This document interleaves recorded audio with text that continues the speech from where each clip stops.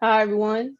Thanks for being a part of this tournament, the last blunder of 2020. At least if you make a blunder, try to make it memorable, and it probably will be featured on the stream. So my name's Abby. I'm a national master from New York. So let's take a look. Games have started. We'll start with the K-12 section first. A lot of different openings on display. So this is currently board one. Cartavia is the player to beat, to knock off.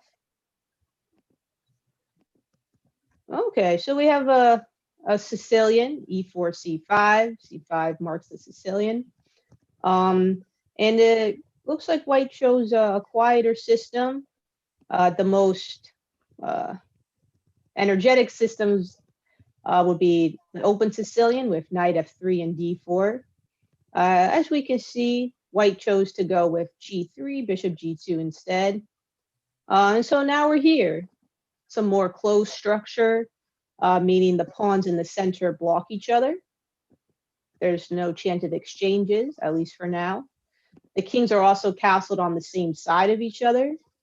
And so there's less of a chance for the kind of wild attacks you often see in the Sicilian when the kings are on opposite sides of the board.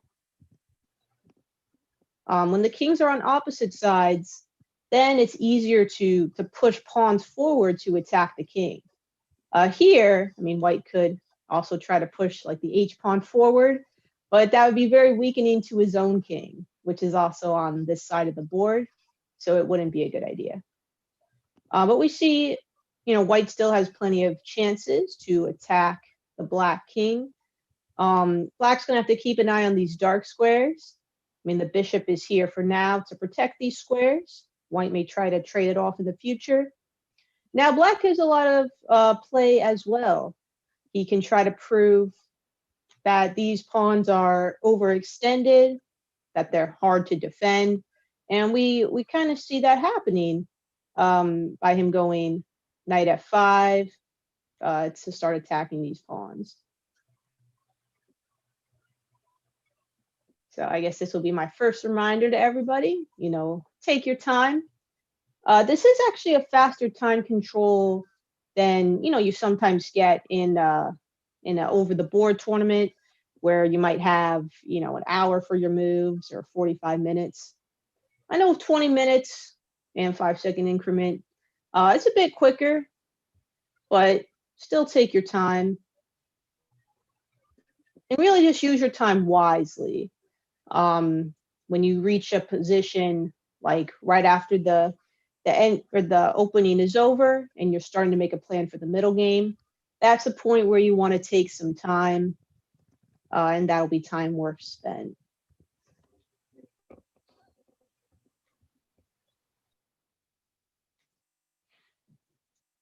All right, so we kind of see, as expected, white's gonna potentially attack, maybe trade off black's dark square bishop to try to weaken these squares around the king. All right, so we're set up for a good game here. All right, let's take a look. So since we have so many games going, especially now, since all the sections have begun at once, we'll take a look at the top boards in each section, maybe the top 3 or 4 boards, and then we'll go back to the first section, K-12, and see what's going on. All right, board number 2. Okay, so whenever I first get a position, I just like to count the material, make sure I'm not missing something. All right, looks like material's even. Okay, so yeah, I mean, it looks like black definitely has the preferable game. So why is that? So after I count the material, then I like to take a look at the pawn structure. The pawns, you can think of them as like the skeleton of the position. They sort of are going to determine, where all the other pieces are going to go. And so we kind of see white has an isolated pawn on an open file. So that's a good pawn to target. I mean, in terms of the center, the center pawns are symmetrical. so there's not much there. I mean, black also has a pawn on an open file, and it's kind of, I mean, it's not really isolated because there's a friendly pawn here, but it's hard to push this pawn. So this pawn could also become weak. We'll see. And then black has this very interesting rook that's also like running around the board. All right, white just played d4.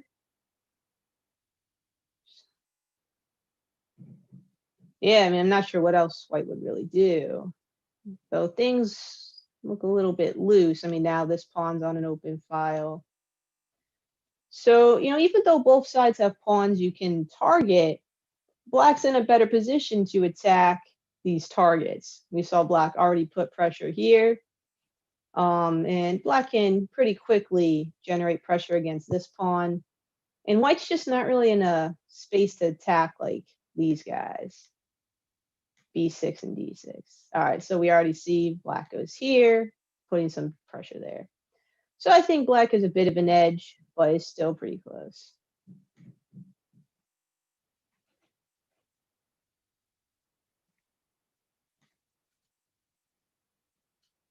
All right, stick out board 3, then we'll go to the other section. Okay, yeah, for sure.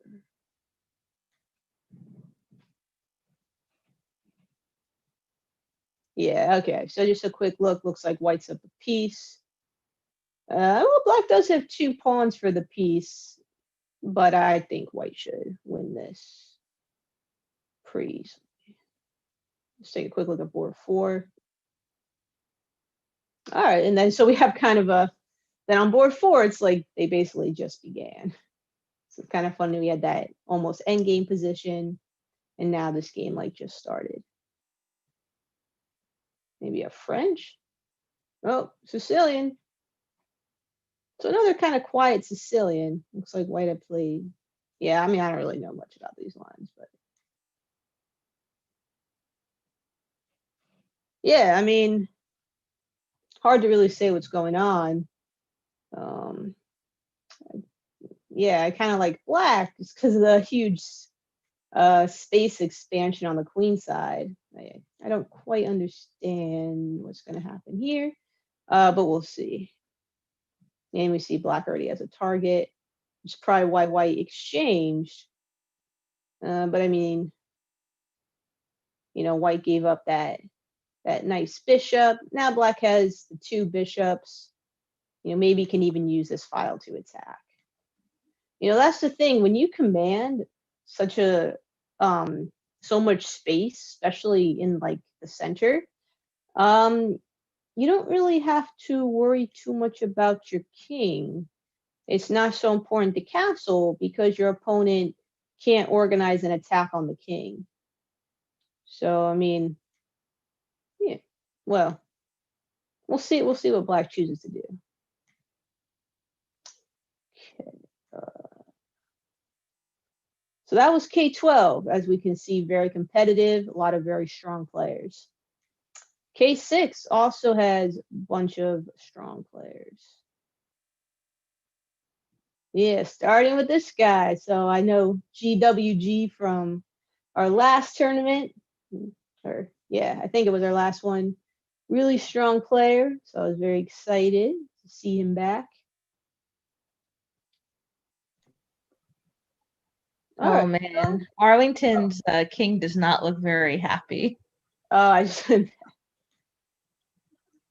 yeah, I mean, hanging in there. It's like a fortress. Yeah, I mean, kind of like we saw in the game just a moment ago. White has more space, and there's really not much black can do. I don't think waiting is going to be a good strategy. White's just going to forge ahead. Black needs to organize some counterplay. So just want to take a quick look at the opening.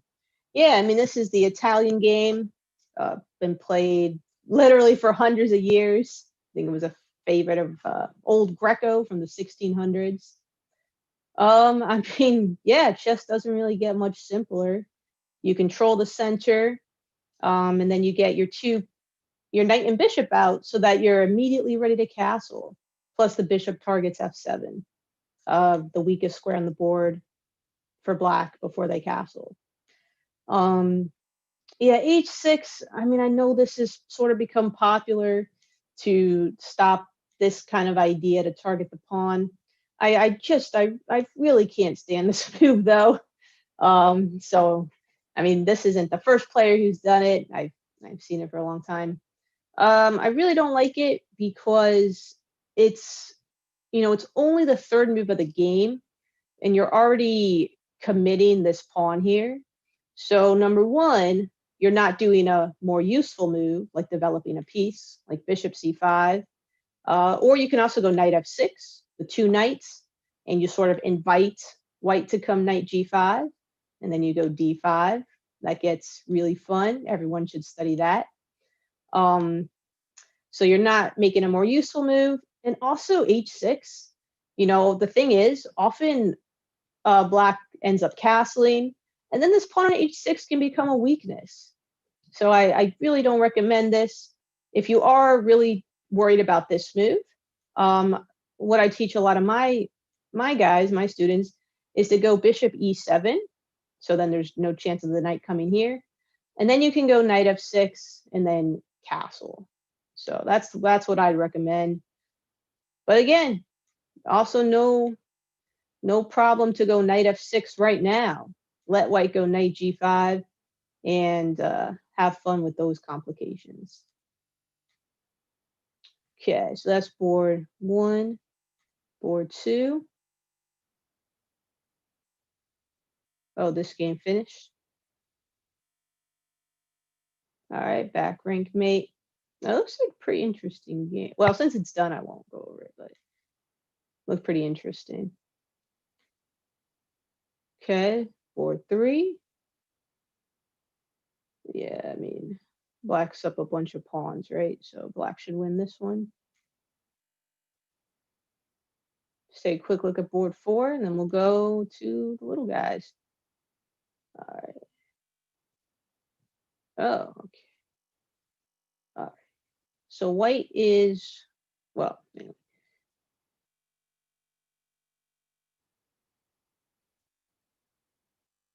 Just getting my bearings here. Don't want to say something ridiculous. So, okay, so material was even up to this point.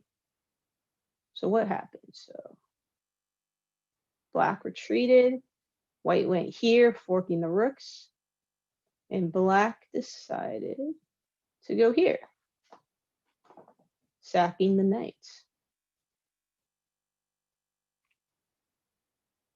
Well, one thing noticed right away is the queen out here is in no position to help protect her poor king.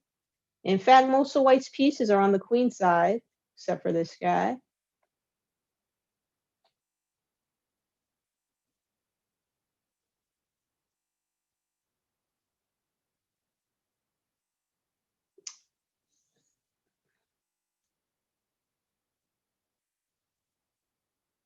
Just gonna see if, well, yeah, we'll come back to this one. See if white probably will move pretty soon, but I don't want to. All right, we'll come back to this. Just a quick look. Okay, there. Yeah, I mean, I was gonna say you gotta take this. You're about to get mated here, so only move.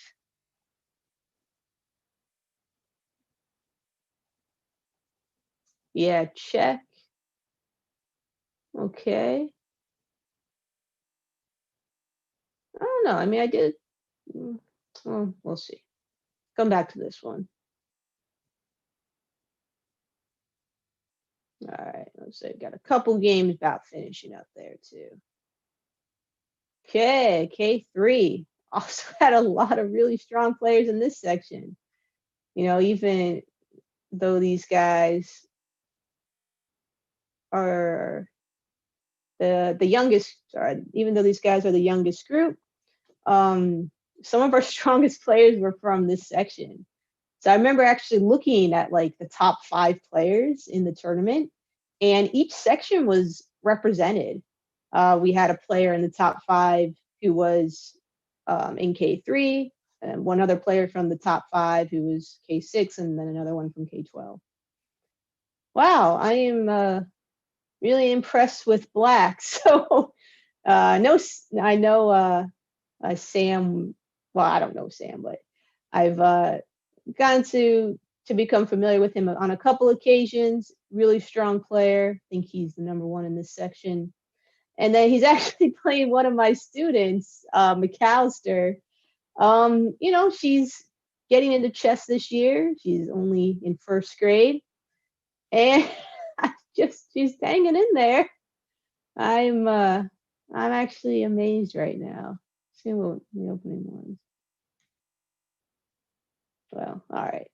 So McAllister, you want to go E5 first, but that's okay. So kicks the knight around. All right. All right. So that's how black lost the piece. I mean, like I said, black's still getting into chess. But from this point on, looks like black played okay. Okay. You know, got her pieces out. And black's hanging in there. So good for you, McAllister. Yeah, I mean, what's kind of cool is that since the sections are by grade this time, you can you can play like a really strong player, um, and that's just kind of fun. Yeah. Oof. Death on the lights. Oops, sorry. Death on the light squares. No, just try to ignore those arrows. Yeah. Whenever your opponent pushes the G pawn, oh, this can happen. I mean, looks like it was kind of forced here. So, I guess this was the big mistake. And then, yeah, okay. Oh, man. Um,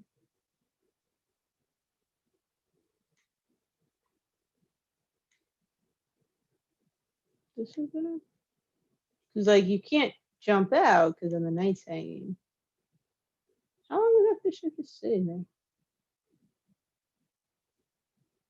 there? Okay. I don't know. I think, yeah, white could have just got this guy, but okay.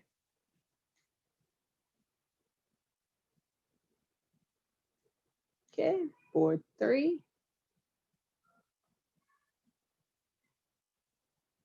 Okay, blocks up a bunch of material. Yeah, black should be winning this one,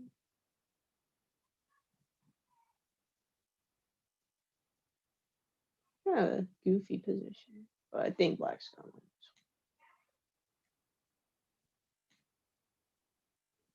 Oh no, an end game. Well, you know what time it is. Time for my daily end game rant.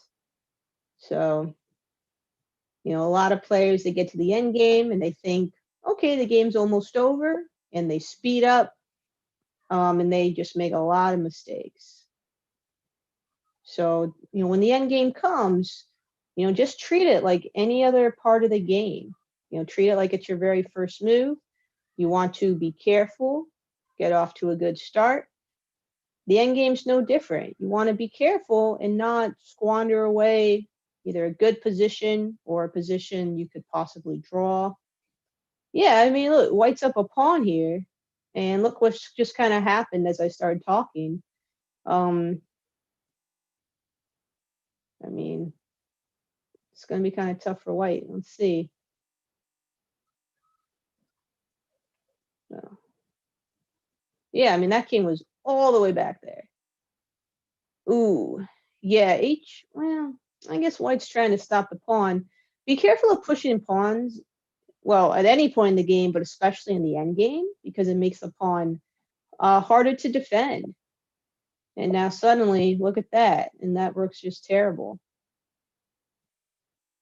Oh, this king is like not in a good position. Should be over here to protect this guy. I don't know. This doesn't look like something white really wants. So finally, okay. Yeah, I mean the white just lost a lot of tempos because their rook was under attack.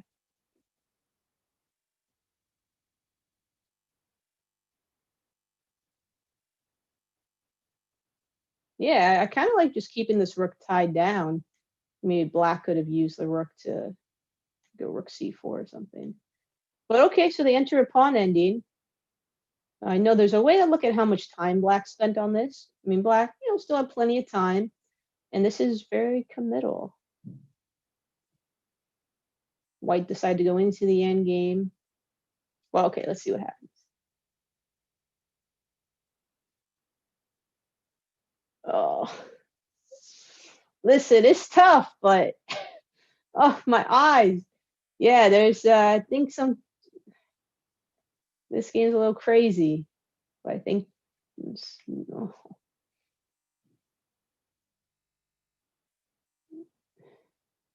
he went there. Yeah, I feel like black's king is just stuck. Yeah, no, this is pretty hard, but couldn't black have just won earlier with king g2? Yeah, instead of b4. I think that's a win. Yeah, I think maybe black was like, oh, I have a rook pawn, so White should have gone there. yeah. But now it's very interesting. Let's see. Oh, what are the specs? All right. The spectators are kind of split. Some think it's a win, some think it's a draw. Good. We see white slowing down here.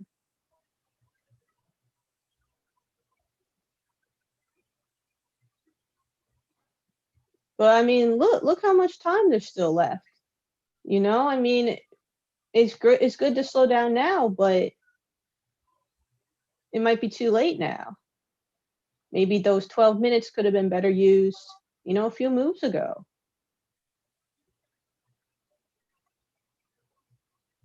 Yeah, I mean, rook endings are, they're very difficult. Yeah, I mean, I think white was correct to go into the pawn ending.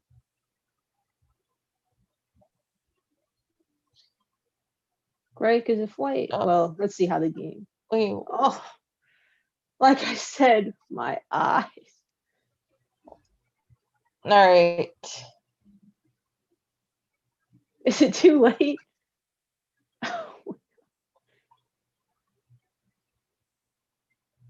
Oh man, I think it might be too late.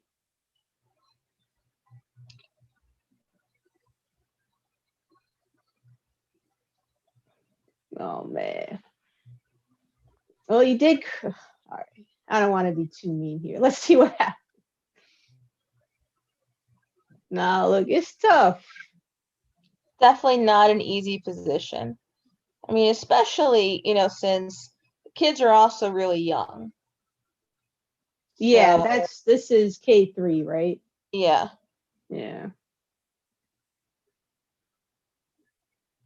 Yeah, look, I mean, no matter what happens, just try to learn from the game.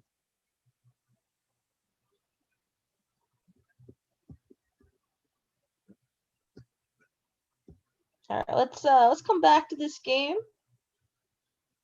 No, all right.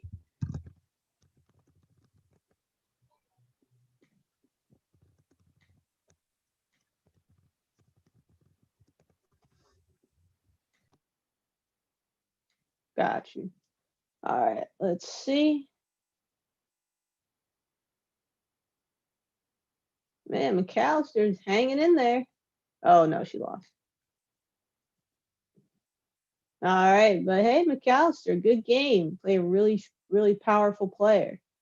So we see white using the old queen and bishop battery checkmate. I guess was it? Yeah, it wasn't really a battery, I guess, because the queen was out here. But one of those old school checkmates. Queen takes h7 and it's protected.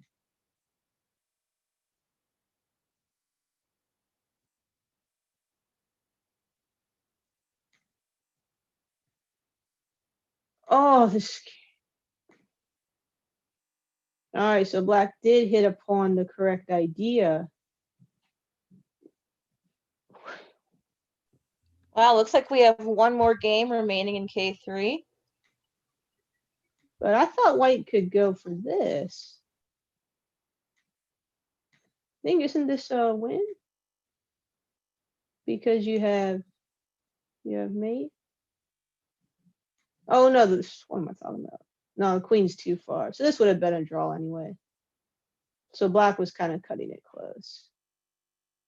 But yeah, I mean, I think we saw earlier black missed a win, and then white also could have stopped that win. Yeah, I mean, if white doesn't trade queens, I mean, trade rooks.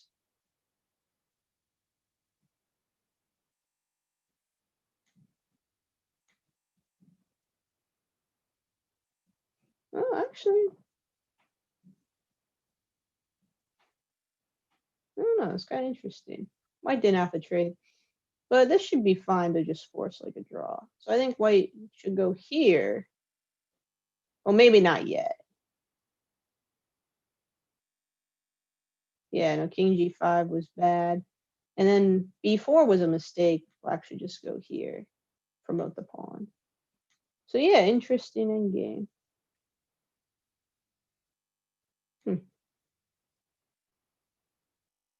You said, Alana, we have one game left. Which section? Yes, in K3. Oh, okay. Heuristic mind, eh? Oh, okay, but white's gonna win. All right. So we'll go back to K12. All right. So this, okay. So I mean, we have a couple games. All right. White's gonna win. Well, barring a blunder. White's gonna win. Okay, white's gonna win. So, but then looks like we have these two that are pretty close. So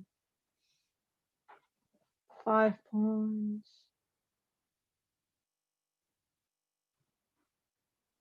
Hmm. Yeah, this one's it's really close. Hard to say. Guess I prefer white. You know why? Because actually, king is not so happy here, and I mean, I know it's an endgame, but you can still get attacks on the king, or at least threats against the king, even in the endgame. So I think based on king position, I'd prefer white. And then this one,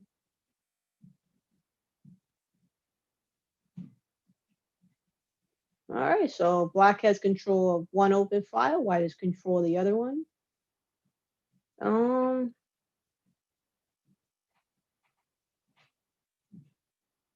yeah, I don't know. I mean, white's pawns have it. Hmm. I mean, the kind of the nice thing is often with control of a file, that means it's going to be control of a rank, like the 7th rank where all the pawns are, or the 2nd rank where all the pawns are. But since white has pushed their pawns, there's not many targets. But anyway, yeah, so white sacked a pawn, I guess. Where was that rook? So white goes there. Oh, maybe white didn't see it, or they stacked it on purpose, not sure.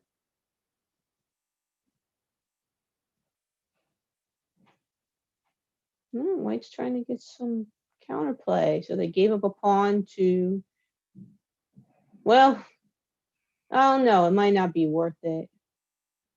Thought maybe white could have gone, maybe just queen b3, protect the pawn. Though for the moment, black's a little discombobulated. Actually, yeah, no, this one's really good. Okay. What happened here? Yeah, so we see white get the pass pawn. Yeah, definitely white's better here. Okay. Just want to take a quick look at K6. Oh, are they done? Okay, I guess they're all done. Oh, great. And oh, right, there was one game. Okay, so.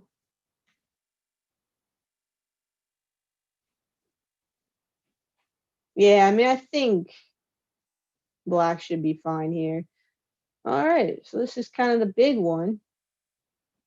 Or who was in that other game? Okay. Then we have white, one of the top players in the section, in for a pretty tough fight.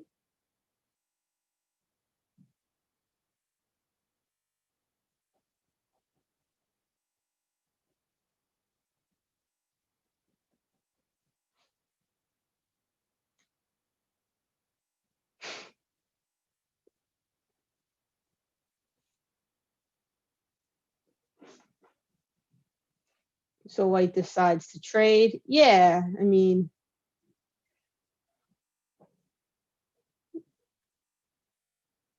wonder if there was a way to prevent pawn. Yeah, I guess queen f6, pretty good move. Hmm.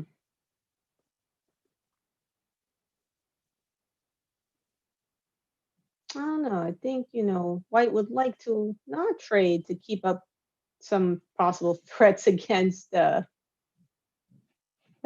king, but I mean, then suddenly, black goes here, maybe black can make some threats. I don't know. But now this just looks like a dead draw. Oh, yeah. So the rook really doesn't want to protect the pawn this way. I guess it's so you kind of block things off, but man, this doesn't look so great. I think if I was white, maybe I would have. I don't know. It probably doesn't really matter that much, to be honest. Even if black didn't have this extra guy over here, still be pretty easy draw. So I don't think either side has much to fear.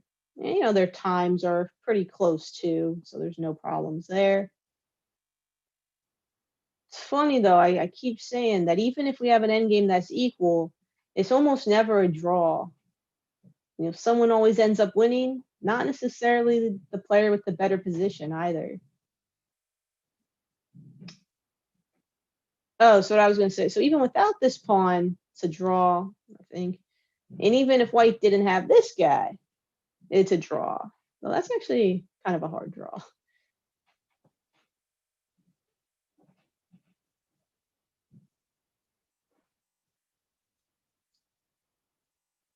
But the pawns being equal should be pretty easy.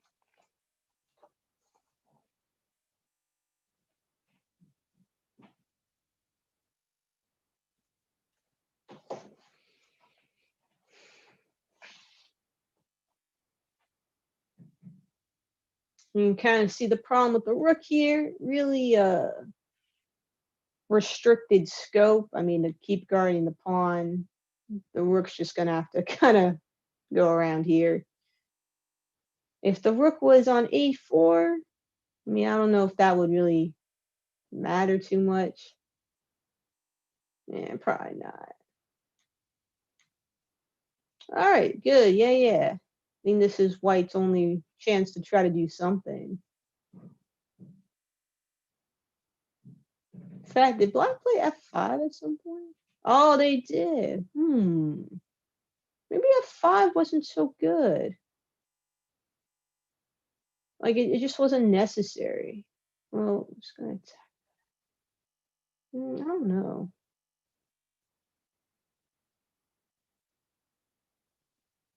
Hmm.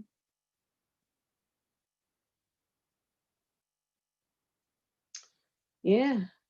No, this is tough to calculate. Don't want to say too much right here. We may take another look at this one. So let's take a look at that other one real quick. We'll come back here. So this one, oh, okay.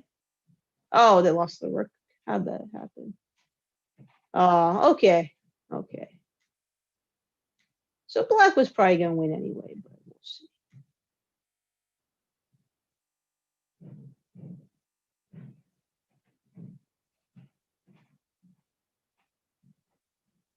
Oh, white went this route. Yeah, no, this is looking kind of tough for black. I mean, I get f5 was necessary to guard the e pawn. You know what? Maybe black should have just let that pawn go. The e pawn.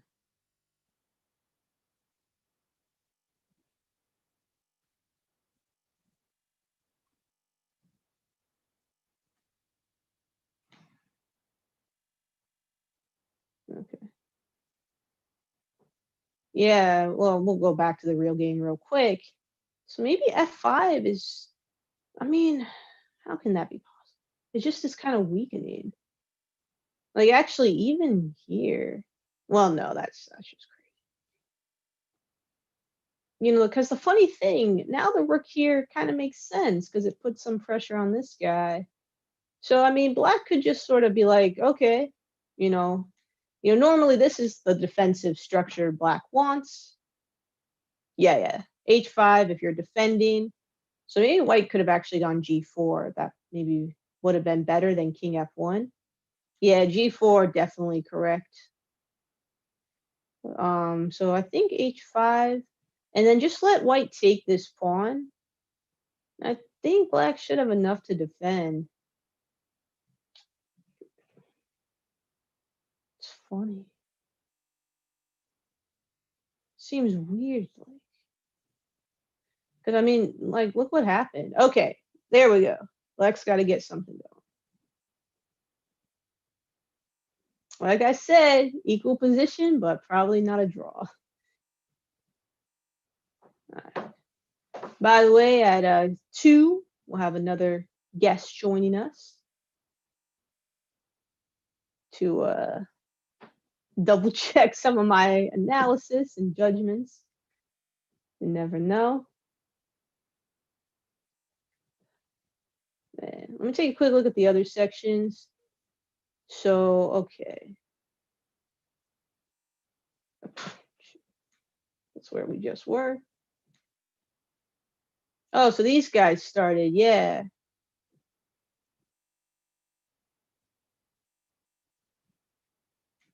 You play the Taras? Oh, it started off B3? Oh, that's hilarious. I think this game actually is transposed to a Tarash defense. Probably a couple other openings too. All right. So I know K6 just started. Do you want to give them some attention? Looks like K3 starting in about 5 minutes. All right.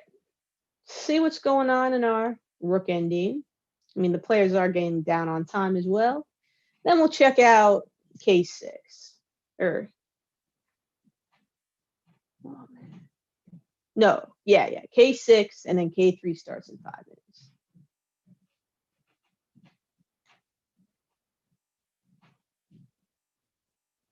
Oh, white went. Okay, so white didn't go after the pawn right away. Instead, she went here. Hmm. So what are black's options? You can actually, black could just take at some point. It's actually kind of funny. Yeah, no problem with taking. You'd lose this guy, but you do simplify the position. So black can kind of remain passive or, just like, well, not now, but or do that. I was going to say maybe come down here. Okay.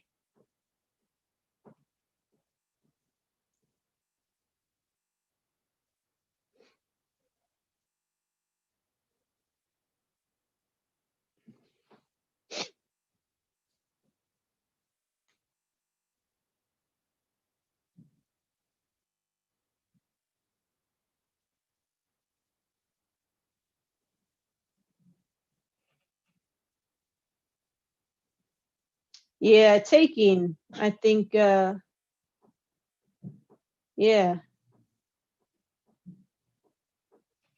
White says, okay, you want the pawn ending?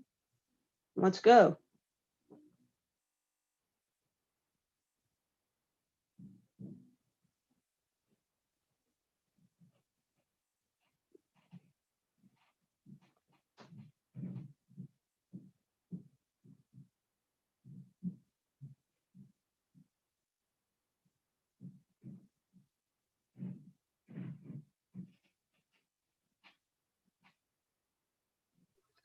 Now, this was definitely a very hard fought game. Okay. Ooh, I think white. All right. I guess this is, yeah. this wins. So I think white could have maybe been a little more precise, blocked the black king a little earlier, but I guess it doesn't matter. It still wins. Okay, so good game. By the way, I thought white could have forced the trade earlier. Yeah, maybe even here. Or no, what was then? Oh, then rook takes, pawn takes, king takes, king f4. No, actually, the king's just in time. King. Wait, no, it's not. Wait. So here, let me just start at the beginning. I was thinking, maybe white could go for the trade of rooks right away. Rook b6. So rook takes rook, pawn takes rook, king takes. King's now here. Pawn takes, pawn takes. Oh yeah, king here. But then king c5 takes king d4.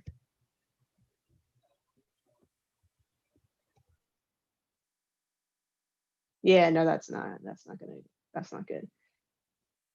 But anyway, yeah, no, the trade, black's just got to understand you can't trade there.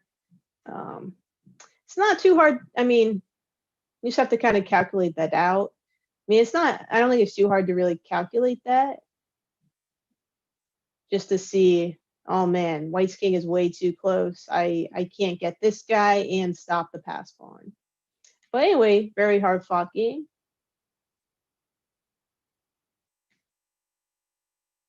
This one's over. Yeah, okay. That must have been a position from earlier. All right, about 5 minutes then till the start of K12. Okay.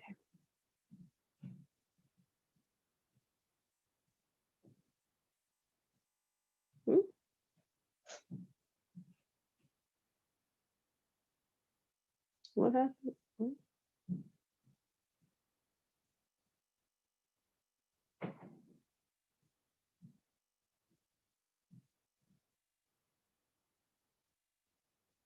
Where's oh, there he is.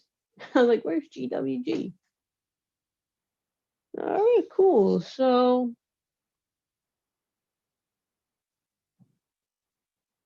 he just played, oh, bishop.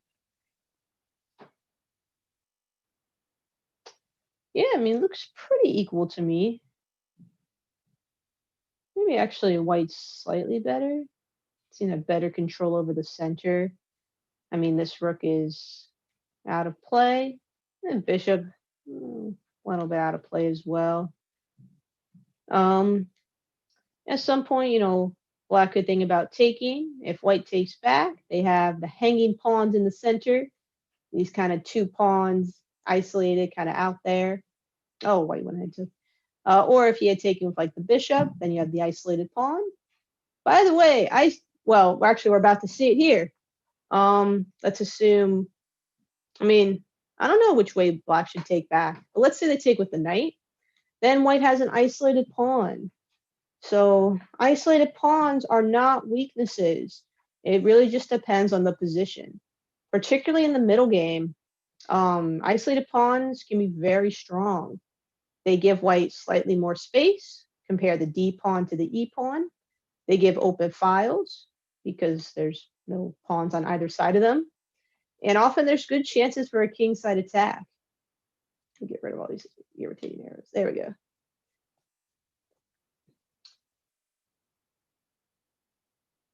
Often the battle revolves around, can white push the pawn and who has control over the square in front of the pawn. So right now black has firm control, but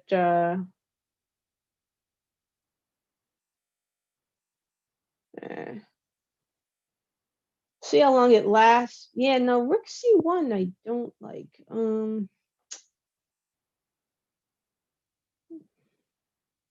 think I would have preferred this, maybe coming here. Yeah, rook. So it's funny. Usually when you have the isolated pawn, the rooks actually go to the center files to try to support the push of the pawn. So I mean, I don't know. Rook c1, it's one of those moves. I mean, there's different names for it. There's a coach on chess.com calls it a pseudo active move. One of those moves that looks active but actually doesn't advance your goal. And yeah, I mean, black needs to go here anyway. Why are you like encouraging them? So I don't know about rook c1 there. Like I said, I think maybe get this guy back, get this bishop out will be a little bit better. Because now, I mean, now you two have to worry about these guys. These two lightning bolts aimed at the king, as one of my students calls them.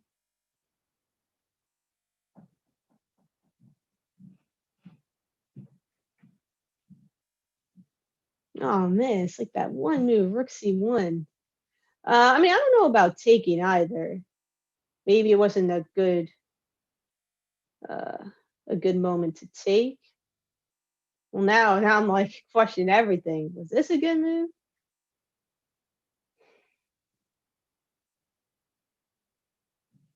Right? Like I feel like if you're gonna, you know what it is. If you're gonna take, do it now when the knight, attacks here. And if knight takes, you don't even necessarily want to take and force black to have an isolated pawn. Maybe just take, and then like bishop bishop c4. Oh well, interesting game. Okay. Yeah, so I like this game a lot. It's one of my favorite openings. It was a Greco gambit. So Abby, you want to go through first few moves? Yeah, by the way, are we in theory right now? Or like Yeah, this is still in the book, as they say? All right. Yeah, no, this is a very powerful opening. So Greco gambit. Yeah, so white gives up a pawn. And they give up their rook. So wait, go back. Sorry. Yeah, so here, black needs to realize that the queen and bishop battery is attacking f7. There's a reason why, white is giving up their rook here. So black takes the rook. And now looks like all of white's pieces are pretty happy here.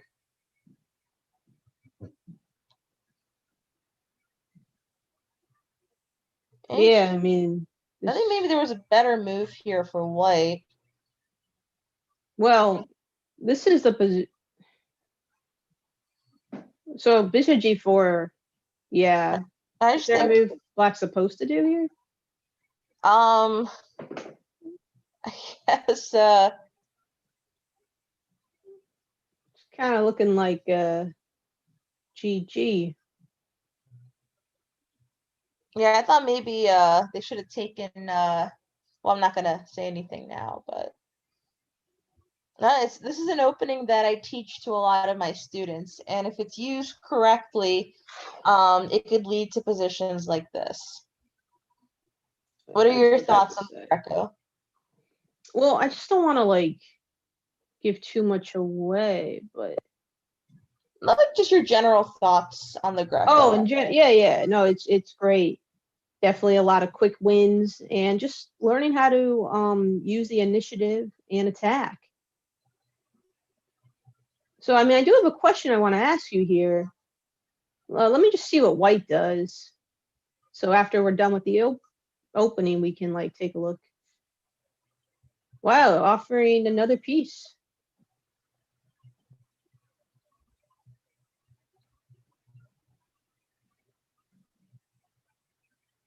Yeah, I'm not sure that move was accurate. I mean, should they have done that on this move? No, wait, no. No, I thought yeah, instead of rook e1, I like knight g5.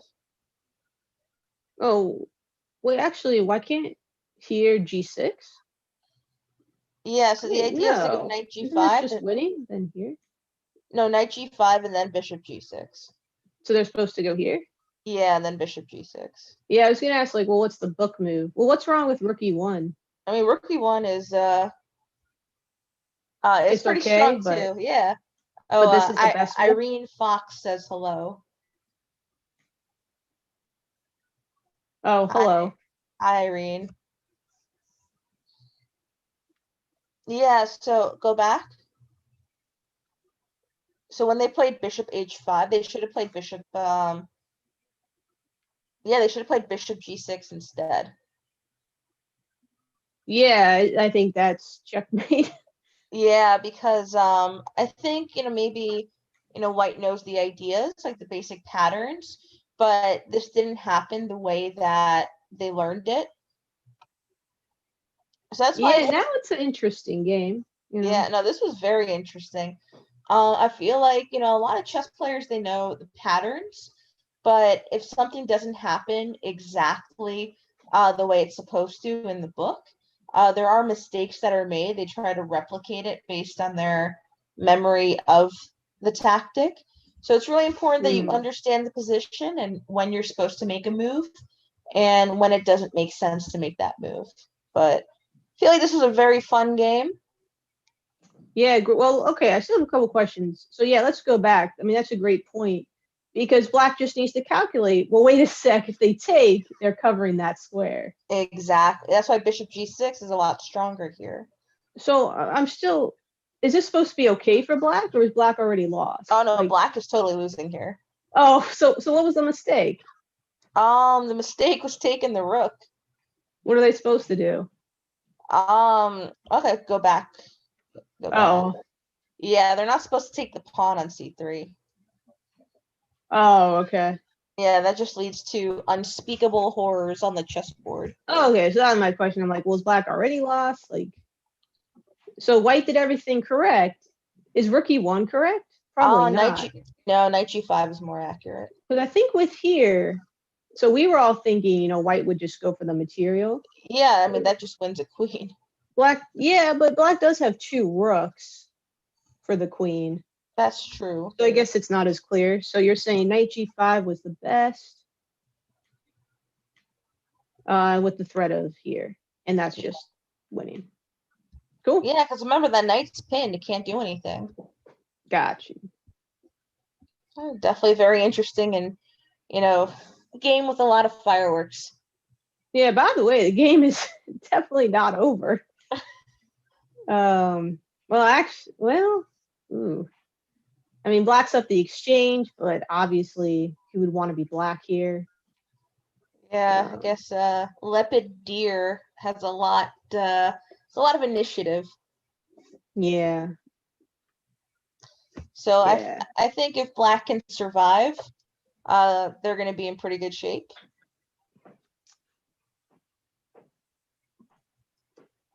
All right. Okay, cool. I think I was blobbing on and on about isolated pawns, so that was a good jolt, I guess, to get people thinking Yeah, about tactics. you're welcome, everyone.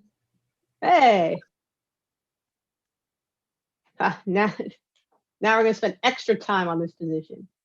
No, I'm just kidding. Pretty good fight though. I think yeah, white did a good job reorganizing, reorganizing what they had.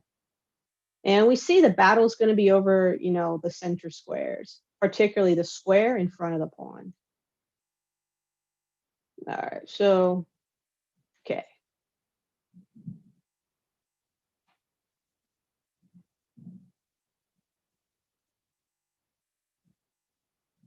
Oh, nice. Got Kabir and Sam. Yeah, rook ending, but it looks like black's gonna come out of this. And this is the Kabir that we saw yesterday. Yes. Oh, I know Kabir. He's taken many points from my students. That's a good thing, Kabir, if you're watching that. How did black get that mass? Oh. All right, interesting game. Yeah, I don't know if black had much chance, or if white had much chance in that rook ending. No, queen ending. White's ahead a couple pawns, but I mean, black has a lot of counterplay in terms of just checks. Yeah, so don't make the same mistake that happened in the other game where black tried to go into a pawn ending. Of course, if you take, you're immediately lost because white's just going to distract you with this guy and go after your remaining pawn and then promote this guy. So, I mean, it's pretty obvious. Yeah, this looks like a draw to me. I don't think white can really escape the checks. Poor king position. There's not a lot of cover for this king.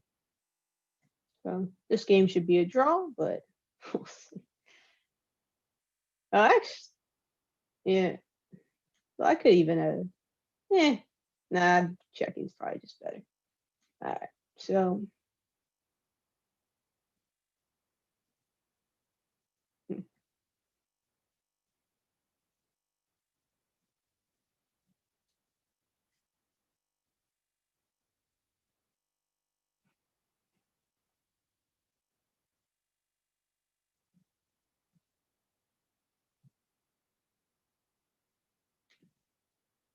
going back to that leopard deer game. Oh, what happened to that? No.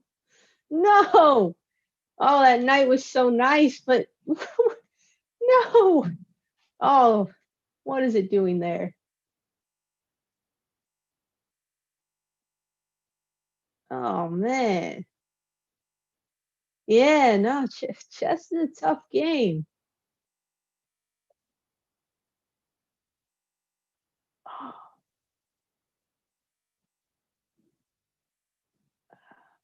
yeah, I think Black's gonna end up on top of this one. Man, hmm.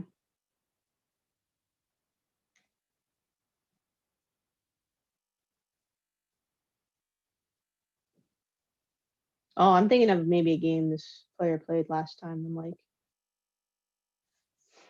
oh, what am I doing? All right, so white should easily win. All right, so let's see. Is this game still going? No. Okay, black won. Yeah, sometimes it's a little hard to tell. Okay, who's still playing? Um,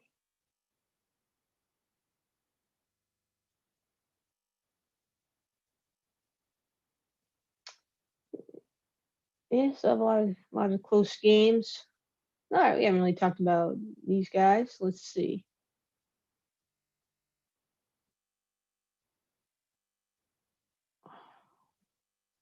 So he blacks up a pawn. Yeah, I think black has the edge here.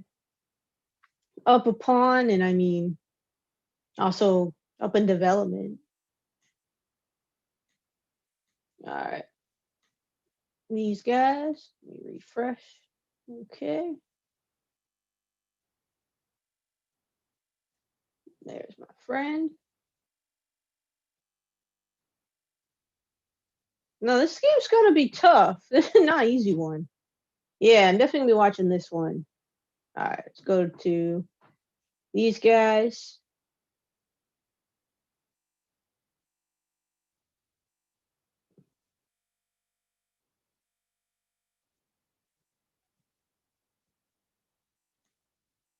Okay, there's our friend. Looks like black's putting up. I mean, white's putting up a good fight. Hello. Oh, hey Abe, Hey. how's it How going? it's going well. How are you, Abby? Hello, Alana. Good. Yeah, a lot of really strong players came out today. Yeah, they're all waiting to make their last blunders of 2020, trying to leave 2020 behind us. What better way to do that on the last day of the year? Yeah, G4. So we're looking at this is round 2, K-12 section. This is our top player. You may have recognized him from last time. Mm-hmm. I think he might be higher rated than both of us, but anyway, we can still try to understand his game. So yeah, I was looking at G4 too. White just played G3, which I thought might be a big mistake because now the game, blows wide open, and black has this great knight. The bishop's better. So that's where I was thinking. Yeah, I agree with that. A lot of pawn tension now with the G and the F pawns. Oof. I mean, you can just tell, compare these bishops, right? Boom. This guy has all this range. And this knight's so good too. You know, Kartavia does this. He really shuts down his opponent's pieces. Notice that in a couple of games. Right. Tough to lose when there are no complications on your end, right? Yeah. Bishop to g4. So there was a player in the K3 section who had a pretty nice checkmate. Let's just look at the checkmate. Pretty unique way. Oh, white to move and checkmate. Yeah, no, that's That's interesting. yeah, it's pretty cool checkmate. It is. Remember? Oh, go ahead. No, I was just going to second that. Castling to arrive to a checkmate. Yeah, aesthetically pleasing. Yeah, I was gonna ask Alana if she remembered that puzzle we gave in that camp in Alabama, where the kids couldn't figure out the checkmate in one. Yeah, it was really funny. We had these like kids rated like 11, 12, 1300, and they were all just like sitting around the chessboard, like refusing to eat, refusing to like go outside. They were like, we must solve the puzzle. And it was a castle, and they were all like, I'm done. They were like, Miss, this problem is extra. And castling was the solution. Yes. Yeah, so it looks like I think Black's gonna come out on top, but we'll check back in. Who else is good? All right. This is I think our second board. Oh, I think so white I believe is the stronger player, but not really paradise for white here. Okay, so white's up a pawn, but I prefer black. And I'm guessing you would as well, I don't know. Let's see. I mean, a pawn advantage on the king side, right? 3-2. On the king side, fantastic knight for black, though. I'm not sure. Yeah, that looks like a very, very strong piece. Tough to get at that knight when you don't have a light squared bishop or another knight or even a pawn that could kick it away. So looks like that knight is going to be there for some time. Definitely a strong point in black's position. Who do I prefer? I might be changing my answer. Let's see. I'll let you go first, though. Yeah, I think I slightly prefer the white pieces. For now, I think I don't know. I mean, it's still tough to tell, but I think I favor white ever so slightly. Yeah, I mean, I Yeah. didn't really consider, black does have these vulnerable pawns. Well, there goes another one. So, Yeah. oh yeah, why? Not sure why white, can they just protect this guy first? Is there any downside to that? Maybe he wants to get rid of the pin? I don't know. Black definitely has a lot of play for the pawn. Very true. Actually, Yeah. especially now, because you get rid of white's majority, you isolate these guys. Mm-hmm. Well, I'm just kind of confused. There any? Yeah, I think this would make more sense. Yeah, pawn to h3, and then leaving the question to black, how will you defend your a pawn? And Yeah, I don't know if not there's a so way. easy, because if that rook on c8 were to move over, then the c6 pawn would fall.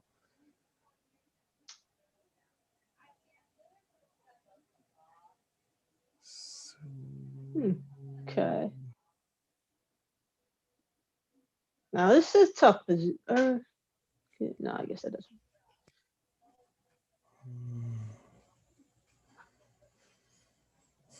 Yeah, I think black is definitely better off with those last exchanges. Yeah. Yeah, they have much. Yeah, mainly that point you made on the king side. The majority is gone. The middle pawn is gone. Two isolated pawns now on the king side, F and H, and some more activity for their rook. Yeah. I mean, I'm just trying to think. Was there any kind of, rook e4? Anything? Was there any kind of attack? I mean, I don't think so. I don't think there was any reason to rush, but king c4, I'm guessing he's coming around this way. Yeah, that definitely makes a lot of sense. Let's see. Yeah, I like this rook e4. I think the rook is extremely active here. Man, I mean, no, I don't. Wait, what?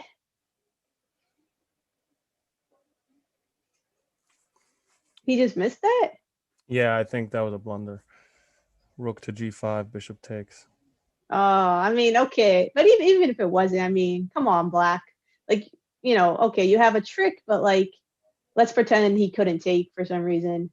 I mean, the king would still go to where it wants to go. Wait, no, that doesn't work, but well, it doesn't matter. He lost your rook. He was trying to set up a discovery attack on that rook on a5. It looks like, right? Yeah.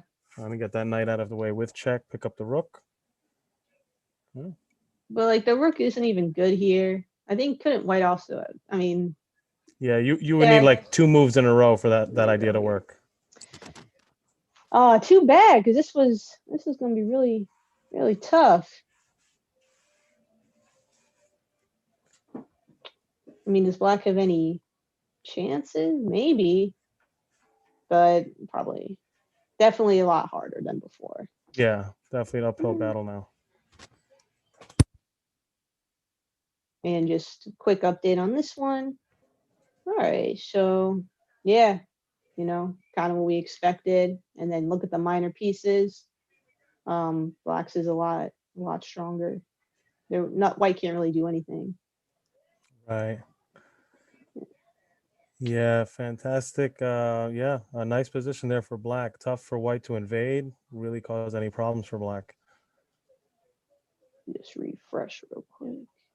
Then I think 4-2, this guy. Oh yeah, this is a pretty big matchup. Let's see. Okay. So, okay.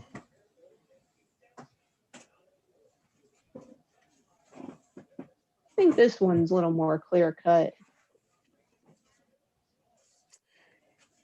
I think so in terms too. Of who's better. Yeah.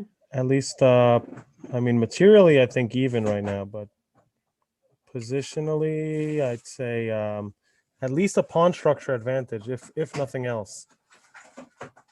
Yeah, that's where I was going to. Just Black has the better pawns, right? White has 3 isolated guys.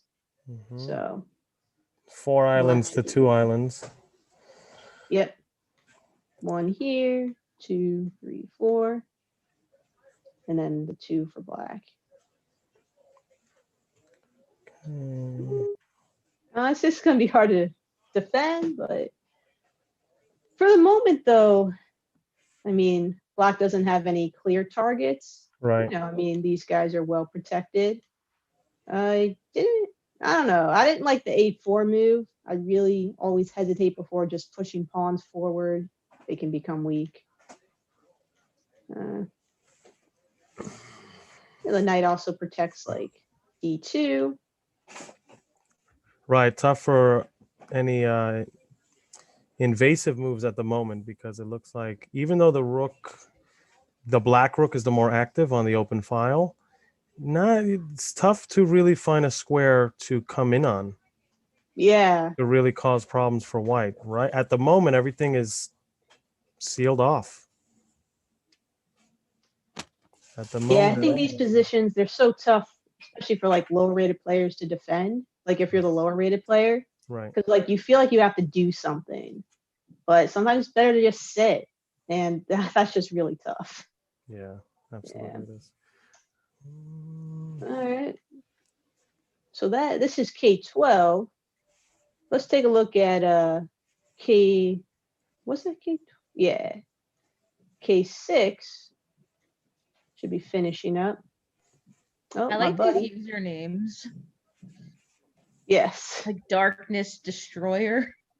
I like that. Yeah. Intentional blunder. Oh, there's some good ones from last time. I think a cold, tidy dentist was a very clinical one. There's another like, yeah, like destroyer one. I forget what it was though. I think we had like Soul Crusher 1, 2, 3. Hmm. Yeah, I don't know. So this is my buddy GWG. I'm a fan of this guy. Think he's really strong. This one was interesting. White had the isolated pawn. Oh, did white just go here? Oh, look, there that knight is again. The untouchable knight. So I think it's safe to say knight e5. Not a tactical blunder, but a positional blunder. Yeah, maybe it's kind of harsh, but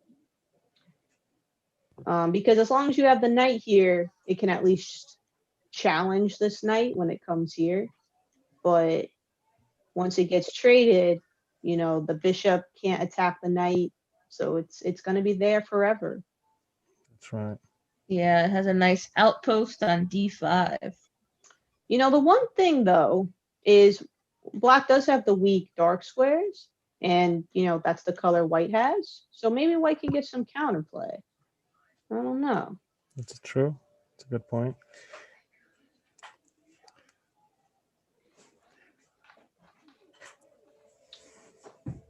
But definitely prefer black, particularly open file as well.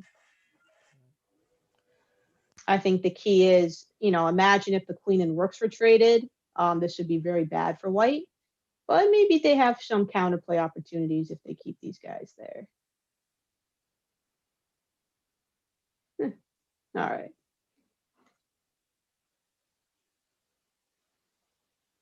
Mm. Just looking at the other ones. Actually, yeah, really some. Oh, this one's already over. Oh, this was a draw? Well, white should go for the win here.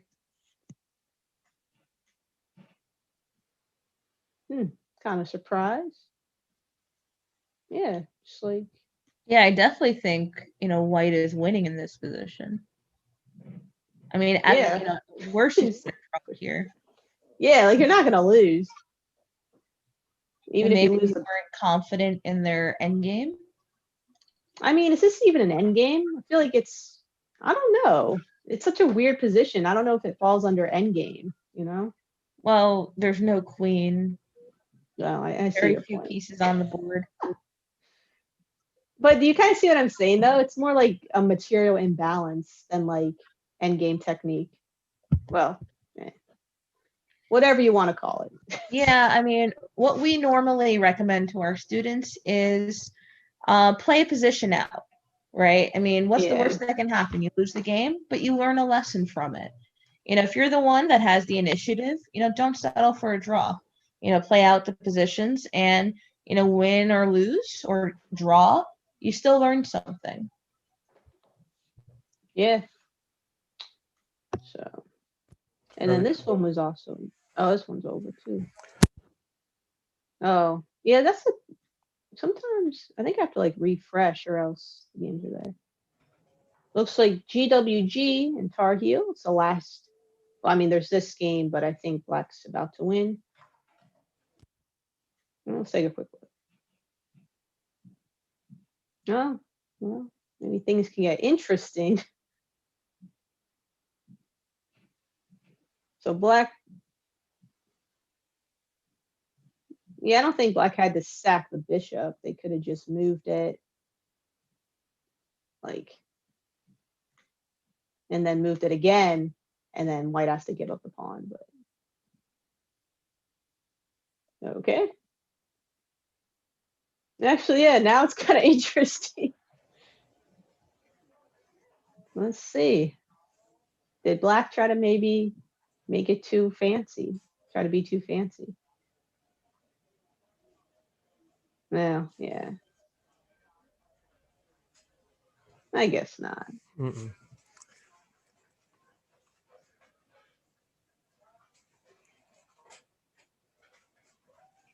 Do White have anything else? Yeah, maybe not. Yeah. That G pawn there for black is key. It's tough to ever move the F pawn for white. Yeah, I was trying to make like a sacrifice work, but Hmm. all right. So black was correct. All right. So quick look at our. Oh no! So the queens did come off.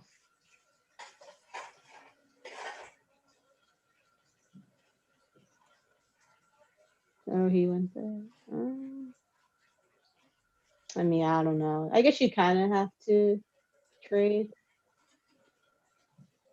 Well, now it might be so simplified. Maybe white can try to get a draw. It's going to be hard though. Yeah, I think white has the better pair there, the bishop rook pair versus knight rook. Although, Oh, you like the rook and bishop? yeah, I've always been under the impression that they tend to work better together versus knight and rook. True. So, yeah, I mean, well, that's interesting because we were talking about how strong the knight was. Yeah, that's true. But now, huh? No, I mean, I still feel like black has the advantage Me too. because white was never able to really get counterplay, and now they command the file. Could that have been avoided? Nah, white couldn't really stop it. Yeah. If the rook was able to somehow get down here, yeah, different story. The rook and bishop could make counterplay, but And then remember, white is also in a bit of time pressure. true. I was like, oh no, it's all set for a disaster. Not well. The time trouble is white's fault, but yeah.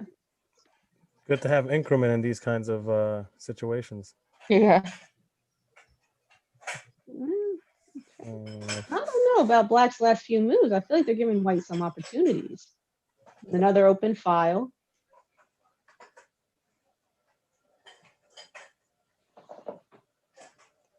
And now, I think what you were saying about the strength of rook and bishop, now the bishop is a little bit stronger because it is controlling a lot of important squares. And since there's different files to attack from, the fact that the knight walks down the middle, isn't that important? This file, this file. No, I think actually white might be better here, but they need to act fast. I don't know. So big moment in the game here. Yeah. And we do have pawns on both sides of the board. That's another.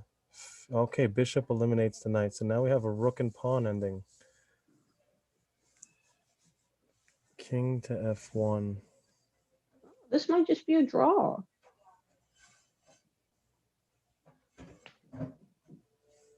Okay, I see why he did that.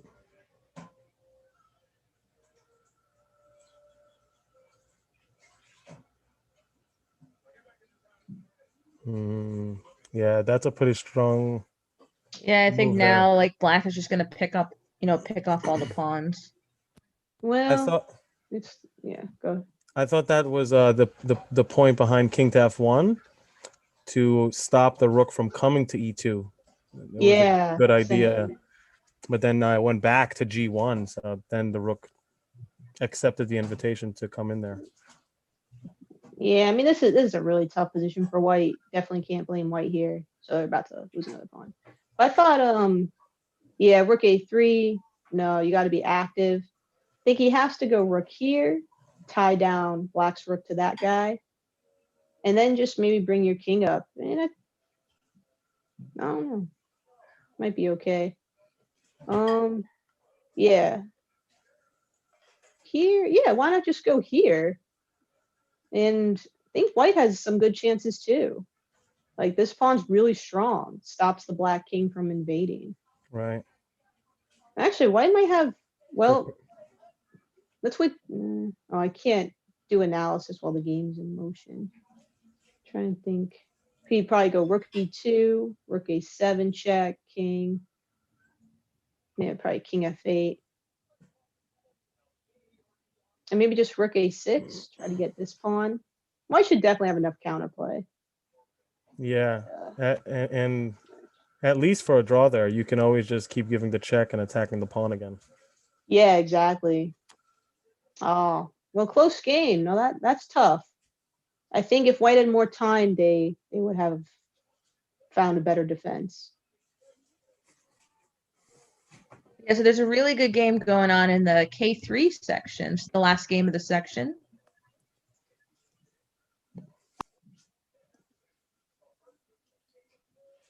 No, I don't want to like say too much. Oh wow! Let's see. Oh, does it Wow. work? I think it depends on this moment. This is a classic breakthrough technique, but it's not your standard position.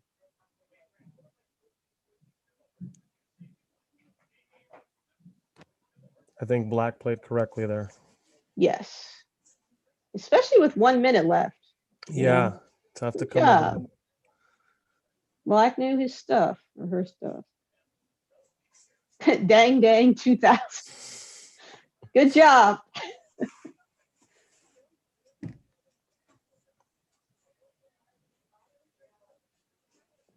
Yeah, it's good to see White take the time. I was afraid White would just start blitzing to try to get Black, down on time. But then it's like you're putting yourself at the same disadvantage of your opponent by moving fast. Better to take your time.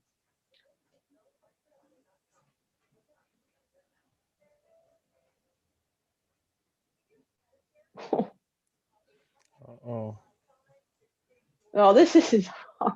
Poor Black. You got no time to think.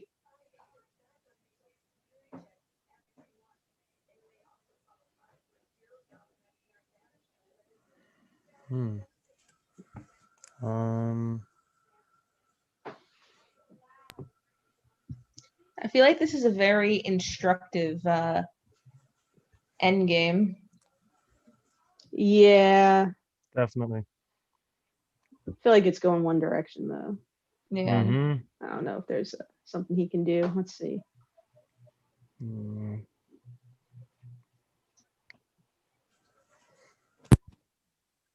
You know what? I think King B4 was a mistake. So, I mean, White wins, but I don't think Black could do anything better. Yeah, this is I forget what the technique is called. The lever. Actually, wait a second. Wait, what? Yeah, He didn't take the pawn. he didn't Oh take the- no. Oh, it's a draw. White. They had a win. Tisk tisk, and look at all your time. You could have just thought a little more. Mm. Wow. What you mentioned there with the time came to fruition. Played a Yeah, couple of important exactly. moves there fast, and that's all it takes. Had a win there for sure. Now Yeah. your 10 minutes aren't going to help you. Wait, I'm surprised. Wait, why not just do the draw? Maybe Or he the- didn't see it. I don't know. Well, there is one move White can make to lose. I was just about to say. He didn't do it, though. Yeah. King E6 for the win for Black. Queen F. Yeah.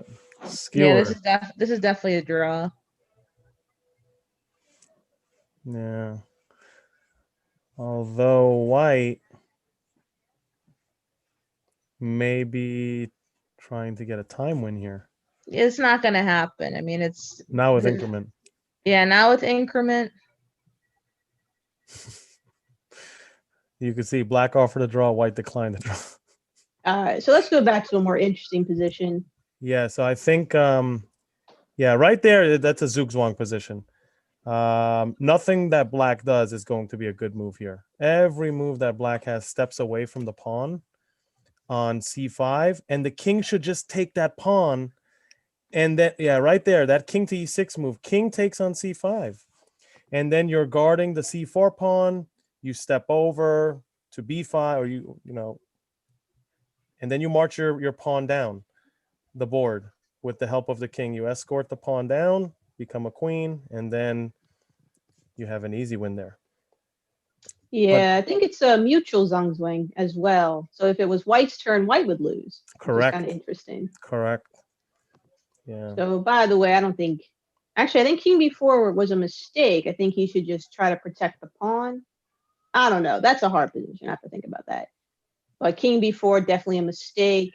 Because even if he goes, here, you're still gonna, the pawns are gonna be traded, and then white just runs their king over. There's nothing you can do. So, all right. Interesting game. Yeah, king d6. I think that was better defense there. I want to go back to this pawn and so this is kind of where we started. Right. I don't know. Oh, right, the breakthrough. Yeah. So draw. Okay. So by the way, we were just laughing here because when you have 3-on-3, this is a very common breakthrough idea. Maybe white was thinking they could go H. Just get the analysis.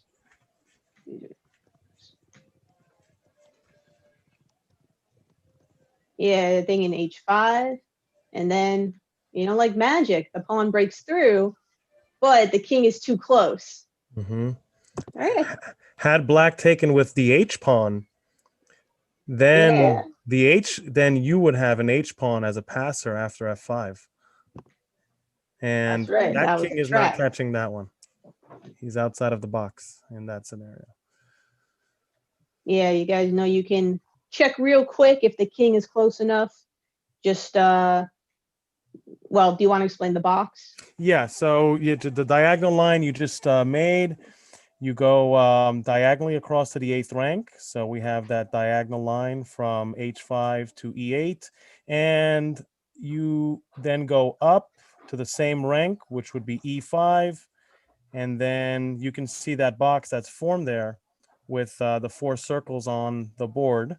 If the king cannot enter that box on his move, he cannot catch the pawn. The pawn will run and will become a queen. The king will not be there in time to capture on H8. If he were able to enter the box on his move, say the king were on D6 and he were able to play the move king to E7, it would be pawn to H6, king to F7, pawn to H7, and then king to G7, and you promote, the king is on G7 to capture you.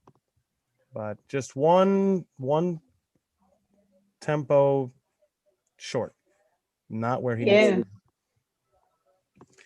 Yeah, but correctly black played F takes on G5, and that breakthrough idea was no longer a winning plan. Yeah, I'm just wondering, even if king D6, I mean. Yeah, I think king D6 was the way to go. Here, pawn check. Yeah. And then you just keep staying in front of him. Hold on. Check here. Yeah, I think this is too slow. You're losing the race. Well, but I guess. What about pawn check and stepping over? Okay, yeah, let's take a look at that. Yeah, this is, I guess, just a lot easier.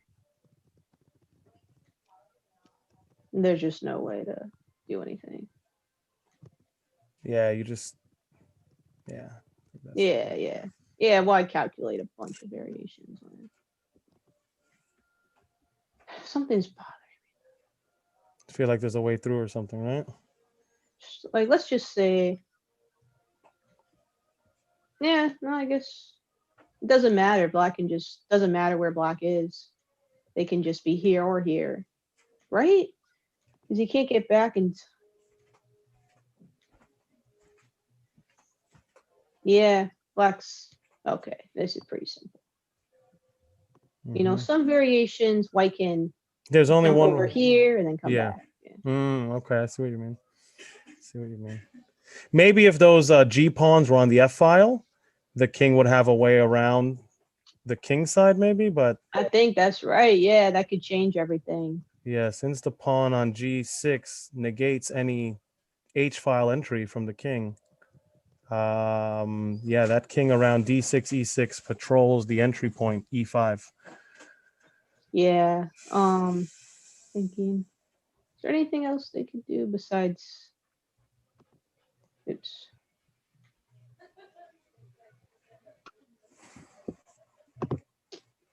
Okay, yeah, it's probably just a draw.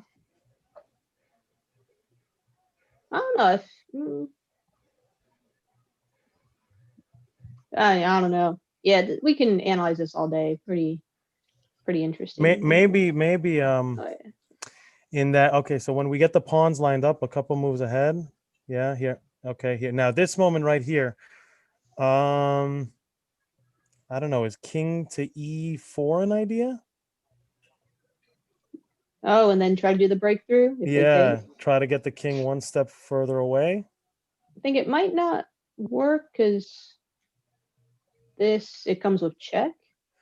Let's try. That's right. So It the does come with check. breakthrough might not work. Here. That's right. It does come It with check. looks risky. I mean, you could take instead. What about then the move?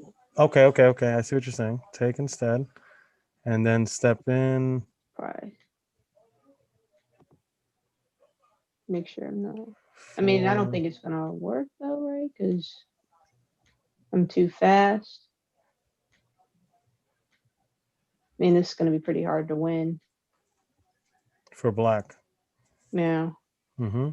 Or well, for white. Yeah.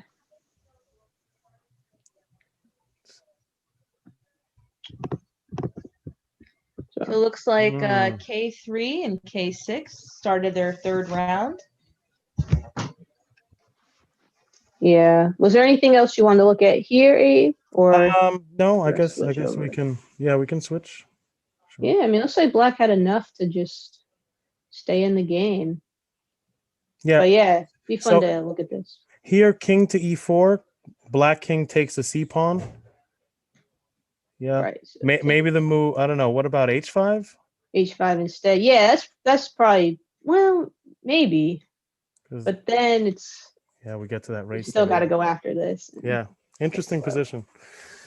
Yeah. Well, that was cool. That was cool. All right, let's check out. Okay, so K12 starts in about 3 minutes. Let's take a look at K3. So I guess these guys just started. So we have our friend Sam. Oh, Eric and Arthur should be a good game.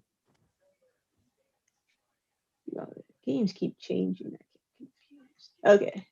Well, I think, we both know Arthur. Yes. So why don't we start there? Okay. Let's see what we have here.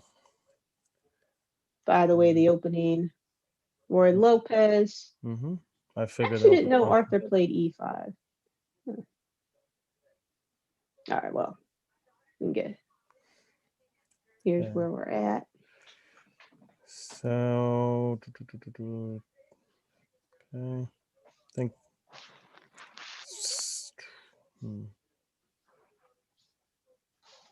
Okay. Definite imbalance in the minor pieces.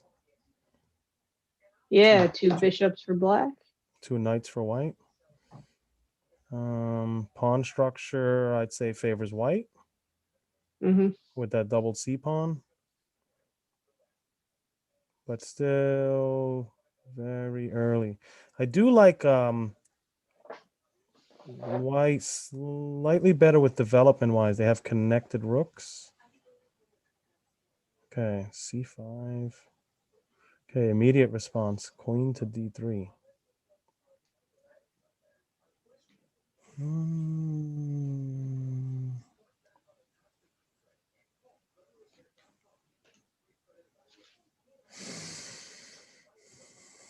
Okay, so this is kind of what we get when white trades the bishop for the knight early on. White has that better pawn structure. Black has 2 bishops. Tends to be pretty equal. What was I gonna say? Oh yeah, so it looks like black has fixed the pawn structure, trades away one of the bishops. Yeah. Pretty good I won- game. I don't know. Pretty even, I'd say, for now. No glaring advantage to me. Yeah, Maybe that pawn on d6 can become an issue, I think. That backward. true. I'd say that's the only real thing that sticks out at me here. Significant, like it positionally anyway. Yeah, so maybe white's slightly better, but very, very close. Yeah. I mean, black can maybe try to take advantage of these dark squares. That's So, true. we'll see. All right. That looks ugly. All right, let's take a look at case 6. My friend GWG. Ooh, looks like Oh, what happened? 45 minutes. Oh, there's that. All right. Well, I think you missed my earlier rant about an early H6. How do you feel about this kind of move? Early on, anyway. Yeah, early on, I would say your move is probably better spent doing something else that's more productive, like Yep, taking pretty out much what I said. Yeah. another minor piece here, getting yourself castled. I understand why they do that though, because they're trying to not deal with the pin with bishop to g5, but it's just too much of a not enough of a productive move for you in terms of the big scheme of things. Just Yeah. spending a move, stopping bishop to g5. I think it's Maybe if you're also dark squared, stopping. Yeah, I think it's also stopping the fried liver. yeah, By knight to stopping g5. knight g5. Mm-hmm. Yeah. I mean, if you're so afraid of these things, you can all, I was telling them earlier, you can always just go bishop e7, stops both of those ideas. Because now, wait a sec. I mean, actually, white could have just, He could, okay. yeah, could have jumped in there for it. So so it's like black was letting white do this anyway, and presumably they had a response. But yeah, they could just go bishop e7, and then knight g5 makes no sense here. Like black just castles, Right. and f7's guarded. So And even though if you wanted to make exchanges on f7, it'd be 6 for 6, the 2 minor pieces for the rook and pawn. It's better to have the 2 minor pieces for white there. 2 active yep, pieces, especially in the yeah, it's beginning another of the game. mistake we see a lot. People trading away these guys for the rook and the pawn. Yeah. Imagine black is castled, and they do knight takes f7, everything trades. Yet the minor pieces are better to have, so black would be better. Definitely. Yeah, I mean, here's the thing. Black is I'll say wasted time with this, and then white quickly gets a lot of pressure.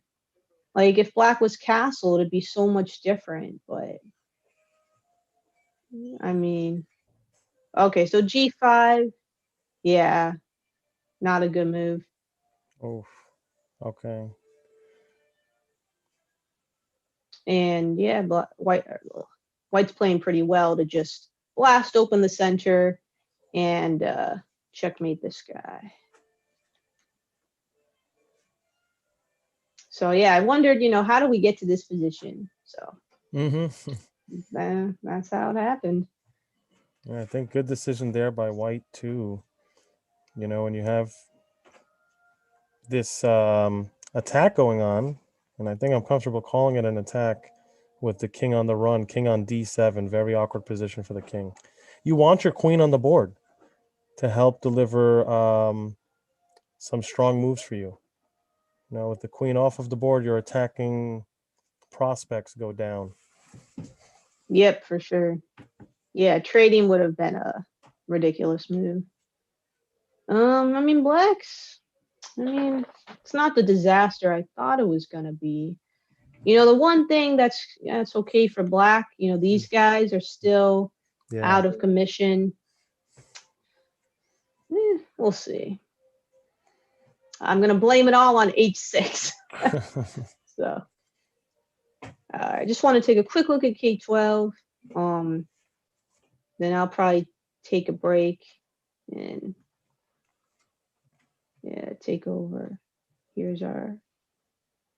Well, let's just see real quick if anything interesting is happening. Okay, so it's funny, we were just talking about how we'd rather have the two minor pieces rather than rook and a pawn. Right. But it looks like black, what's funny is they actually went for, black's very strong player and they decided to give up the two minors for the rook. Hmm. So you They always did. have to judge a position, each position individually, not just rely on basic principles. So let's try to figure out why. Why did black decide to do this? F6. So didn't even take the rook right away? Wow. Hold on. Okay, I see. Oh, wow. Very deep calculation here. Let me see if I block, you take.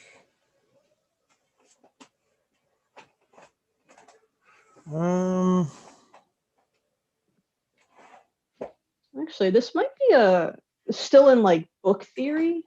I remember studying this line a while ago. But regardless, I guess it doesn't matter. Let's see. So in this position, white is up knight for pawn. Okay. So you really need to get that rook to be even. If you go here, I block. If you take, I guess we can go ahead and, these moves are pretty much forced, more or less. And here's our position. okay.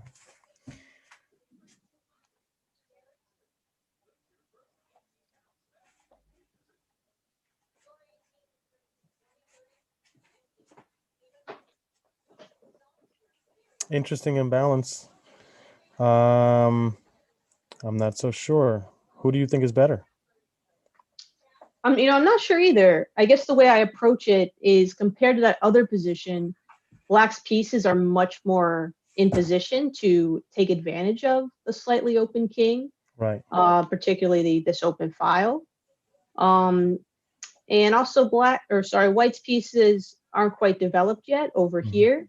Like in the, well, I can just put up a board. Give me one sec.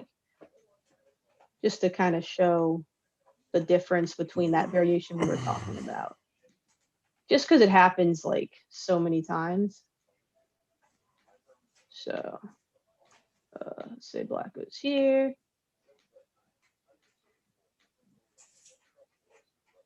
Okay. So this is the board I had put up. Let me just go back a sec. So this is the sack we were talking, not the sack, the moves we were talking about earlier. So here, it's a huge mistake to give up the two minor pieces. So I think just by comparing, this pretty simple position with the other position, white has no possibilities of targeting the king. And also black has, three pieces out in the center. Compare that with, the game, white doesn't have that same control over the center. In fact, it's kind of black who owns the center and the open file. So yeah, Right. that's That much better coordination in this example versus the other one, where the queen was not developed. yeah. Now, by no means over. If white can develop their minor pieces, they'll be in good shape. A quick look at what happened in the game. Oh, okay, that was it. So I don't know. I think it's going to be a really good battle.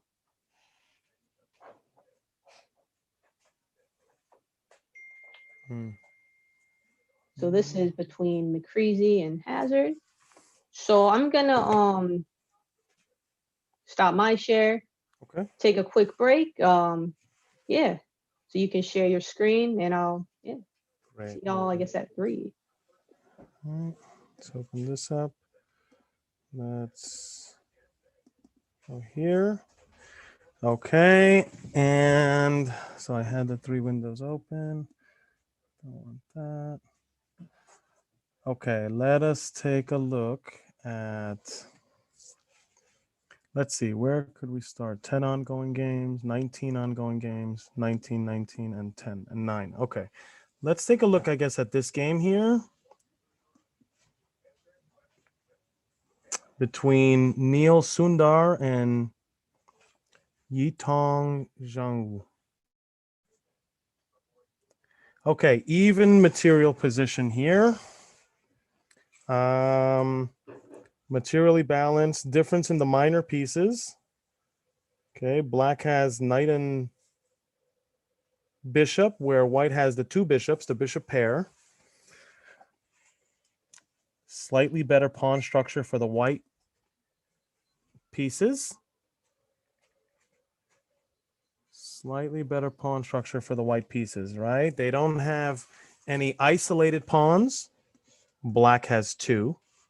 Okay, these can become weaknesses later on in the game where white may target these pawns, and in order to defend them, you will have to use your 8th rank pieces, your back rank pieces, 8th or 1st if you're white, trying to defend those targets. At the moment, okay, though. Okay. Okay, how did we get that? Ah, okay. So when did that bishop come in there? Okay, let me see this from the beginning. E4, C6, Karo Khan. Takes, G6. Okay, develops. Bishop to G4. Knight comes out, takes. And then bishop to H6. That's a good move, that bishop to H6 move. Stopping black from castling. Because I noticed the rook was on G8. That stood out to me. Why would the rook be on G8?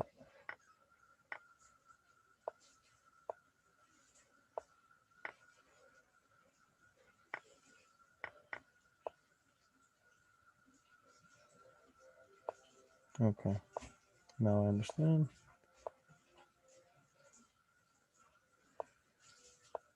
Okay. And then we were at this point here. Okay, so this is the new move. Bishop to F3 and rook to C8. Okay. Bishop was targeting a pawn. Had the bishop been able to capture that pawn, it would have been check and an attack on the rook. Black defends that by moving the rook over. Now saying, bishop, if you take the pawn, that bishop will pay the ultimate price, be captured and be removed from the chessboard. Okay. The dark squared bishop has retreated, trying to help defensively. We had two attackers on that pawn. Now there are two defenders. So logical move. Okay. Knight to B2. Knight to B2. Okay, what will white do here?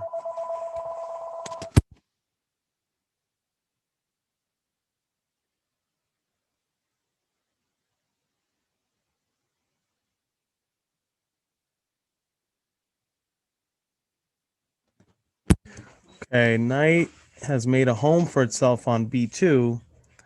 That can be a bit annoying, right? And it's anchored in there with the pawn on A3. So how will white proceed here? Thinking about the options. Okay. Okay, rook to B1.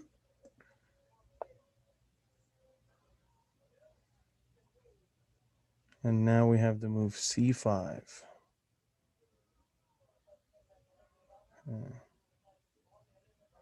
So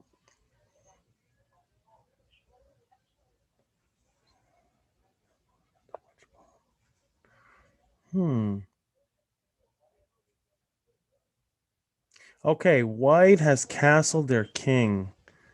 And black cannot castle their king. That might be a big factor in this position. So pawn takes on b4. Let's see what white does. Yeah, definitely a very strong piece that you have on b2, but not sure how you can really materialize how useful that knight is. Is there a combination that maybe the knight can participate in? Not so sure about that. Two bishops for white. Quite an open position where, you know, having the bishop pair will really show itself. But definitely some pluses in the black position. So king moves over to f8.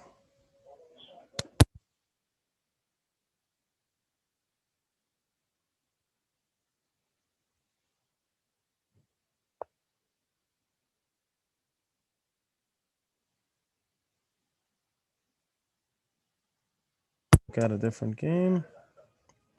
Let's go to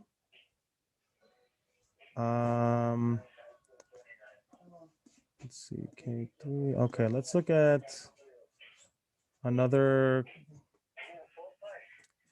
Okay, let's take a look at this game.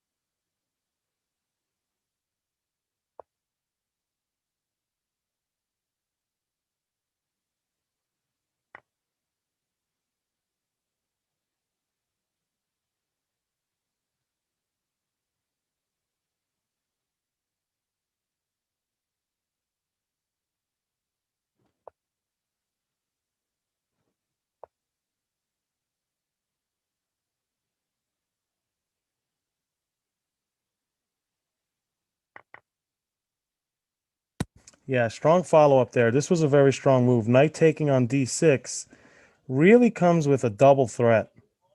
The threat of taking the rook on the square c8. Black defends that. And then the knight jumps over to f7, where it's forking king and queen, and you win the rook by force here, because if the king just gets out of check, I win a queen. So the rook captures the knight, and queen captures the rook. So now we have definitely a big material imbalance here. I'd say a nice, comfortable advantage for white. And yeah, still some work to be done here, though. Let's go. Let's see, what other game? Okay, great. Where are my other active games? Okay. Let's take a look at McCreasy and Hazard. Refresh. Okay. Oh, I wonder if this was that game that we were talking about. Yeah, it was. It was this game. Yeah, I remember that. Okay, so now we're at this point in the game. So it looks like the material imbalance that was decided early in the game has held true here. The knight and bishop versus rook and pawn. That is the imbalance in this position. Usually, the two minor pieces tend to be more effective. Usually, always depends. But I think I prefer the white pieces in this position. Essentially, what white has is two attackers, and black only has one, the rook. Now it takes good coordination between the minor pieces in order to actually win a position like this, but okay, pawn to g6.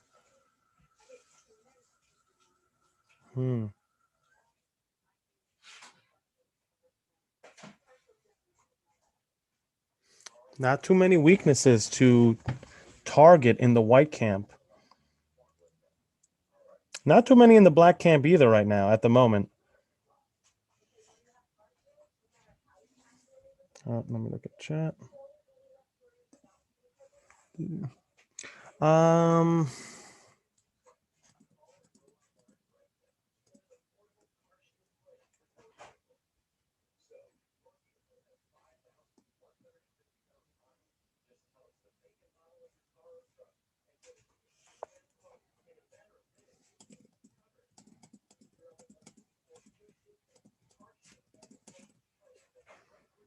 Okay. So the pawn advances. Okay, rook to c6.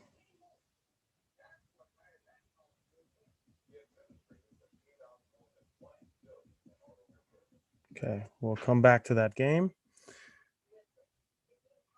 Let's see, what other game do we have in here? Okay. What about this one? Drew B chess. Oh, and Frost Knight won again. Okay. Let's see. Whoa, this is a very complicated position. A lot of pieces here. Whew, where do I start? Okay, first thing I see. Kings have castle to opposite sides of the board. Usually that'll be one side will attack on the king side, the other side will do a counterattack on the queen side. Usually those kinds of positions result in pawn storming.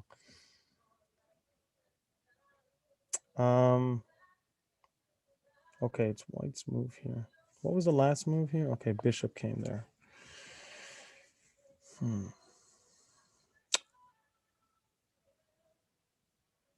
So white with an X, just a fantastic knight on e5. That's a superb knight. Anchored in by the pawn on d4.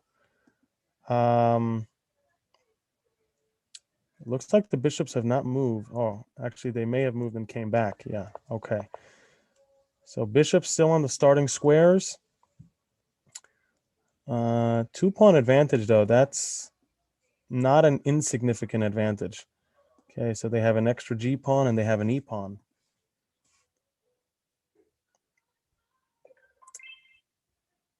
Yeah. Okay. I think the minor pieces I would say are slightly better for white at the moment, although black does have super active minor pieces themselves. Not a big fan of the other two for black. Looking for tactic.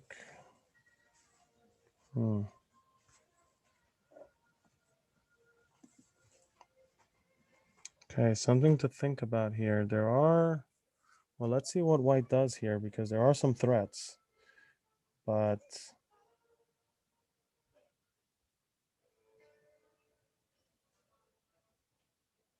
okay,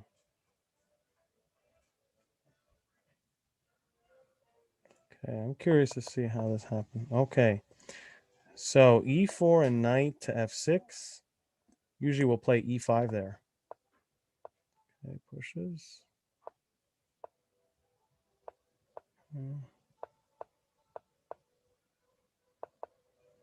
Okay, so this kind of turned into like a French defense kind of situation. Take, take.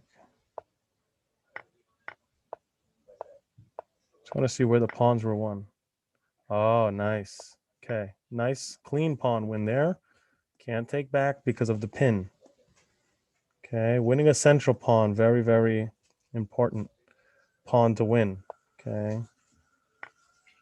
Okay, I see. So one pawn here, one pawn there. Very nice. Being aware of your opportunity and capitalizing.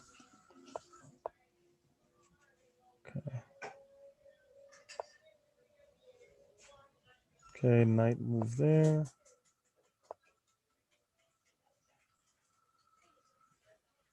Okay. Knight went back. Knight comes here. Okay. So that's how we got to where we are. Still white thinking about this position. We'll revisit. Let me do a refresh.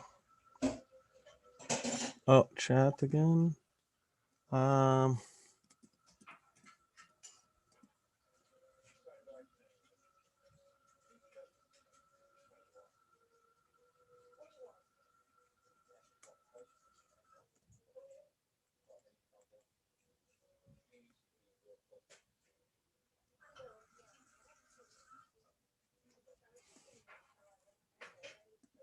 Let's go back.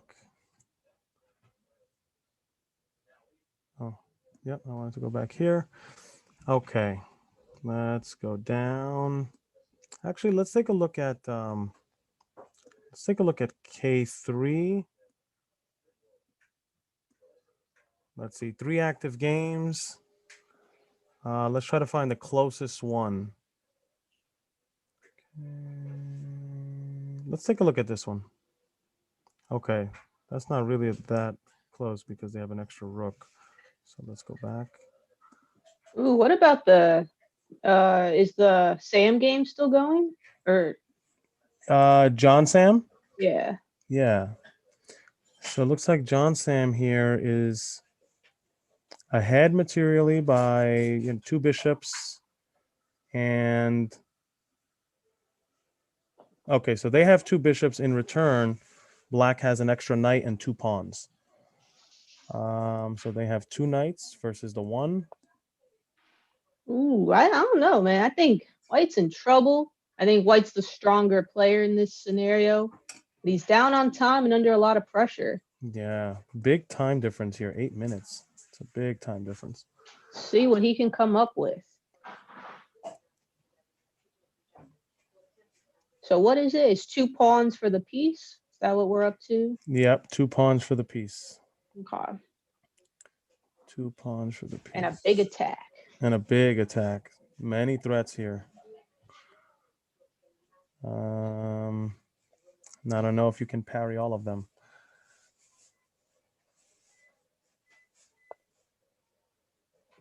Okay, he decides to counterattack rather than, I was thinking maybe queen c2, but maybe that's not good enough.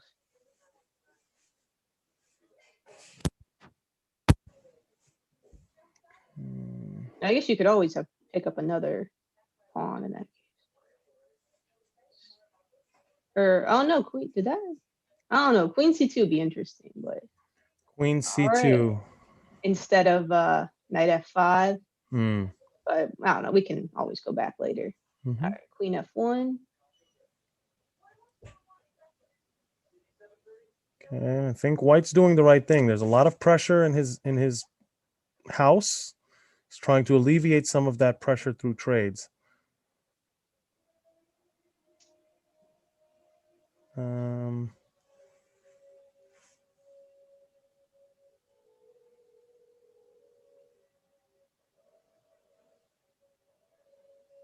And well, White has opportunities as well now that the knight's established on f5.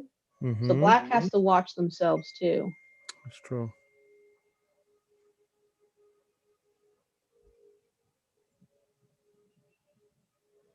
Looks like Walter Mead is watching the game. So yeah, Mateo, I saw your back rank checkmate from earlier. Good job.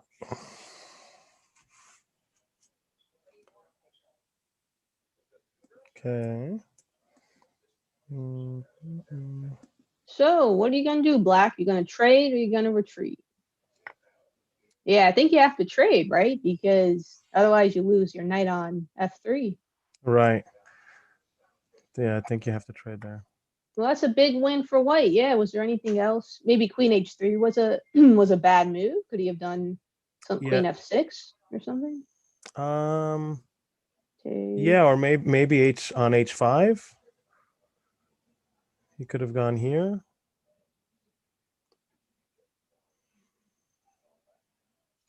Trying to see. Yeah. Yeah, I think queen on h5.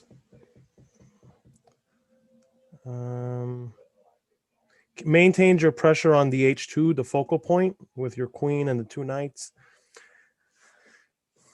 and takes the square that's left behind. The knight has just moved from g3. It was guarding h5. It's no longer guarding h5. Could have gone there. Not sure if Yeah. that would have made a big difference. The knight could always have come back. But yeah, definitely a big win for white, getting the queens off of the board. Yeah, it also makes it easier, now that white has less time. It's a less stressful situation. Yeah. When I was, playing as a youngster, I would always try to get the queens off of the board. It was just so much extra to calculate.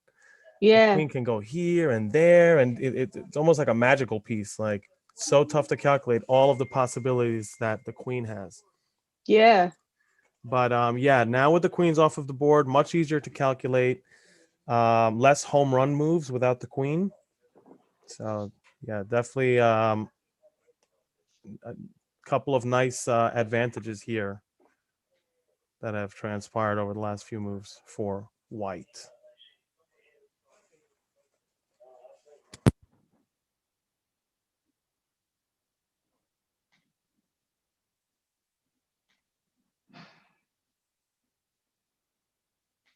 Looks like this is the last game going on in K6. Okay. Last game going on in K6. I mean, sorry, K3, like the one we're looking at.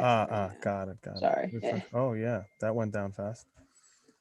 Okay, so you tell me something. Okay, few perfect scores here. 1, 2, 3, 4, 5. With a round, 3 out of 5 rounds. Oh, 5 rounds. Okay. Yeah, I'm glad we have 5. Otherwise, it'd just be like a big tie. Right. Good point. You could avoid the heavy hitters, like Sam. Okay, let's see. Well, so this black's hanging in there. In this John Sam position. Yeah. Okay, so a couple of minor pieces just came off the board, right? Yeah. Yeah. Okay, knight took the bishop, rook took the knight. Yeah, I think that helps white. If everything got traded off the board in terms of the pieces, they'd be left with a bishop. Yeah, trades. Well, it's hard to say. I mean, black does have the 2 pawns, and white has chances for an attack. So I can kind of understand the impulse to trade. True. That's a good point also.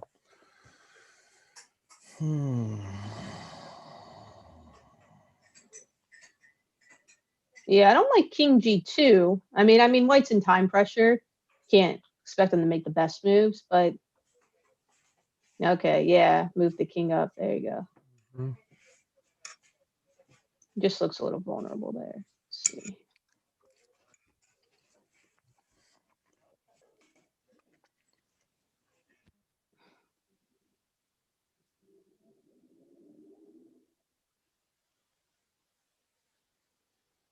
I thought black maybe also traded to, the bishop on e3 could maybe target the h6 pawn. Now white kind of gets an attack. So, yeah, I mean, it's hard to say what the best way is. So yeah, anyway, really critical position. Definitely. What will black do? Check. Actually, yeah, maybe king g2 to go king g3. Was not the best. Oh no, I didn't believe in it, but maybe it's okay. Hmm. Because you do protect your h pawn. Well, your h pawn was already protected. True. I guess it frees up the knight if it wants to move. I don't know. Yeah. Yeah, I mean, it does negate the knight coming to f4, hmm but I think, yeah, I mean, yeah, so that rook went back to the d8 square to guard Yeah. the d6 square. So I don't know, maybe something to consider there. Maybe you could have taken the pawn. Then that pawn, yeah, now I see what you're saying. Then it's not guarded. Yeah. I mean, he could have left the king on h1, but then, that the knight doesn't really want to sit there protecting the pawn. Right. So I don't know. So yeah, king g3. Hmm, I mean, the logical. king's a little more vulnerable, so I don't know. We'll see. It might be the right decision. Well, I think black has only one option here. See what they do. And Yeah, you've gotta. Yeah. one logical way forward here. I mean, it's tough. Like without the time advantage, I think black is close to losing. But with time, who knows? Hmm. I mean, white has such nice pieces. Though, the bishop on b1 is sort of locked out of the game. The rook on g5 is a little goofy too. Yeah, no, king f8 was not the move I was thinking of. But I understand. Let's see.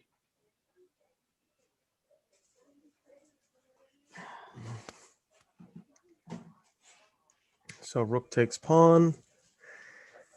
And now only one pawn for the piece. Okay. All right. Thanks, Solano. I'll check that out. Oh. So he went f6.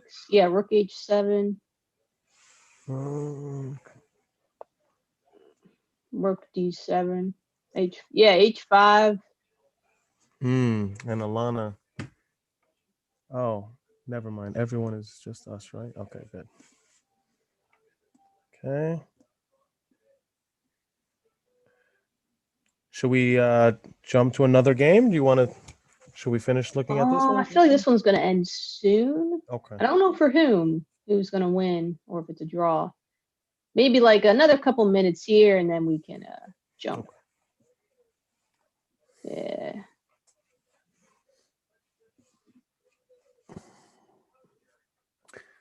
So pawn moves to h5. And pressure is now on black. What will they do?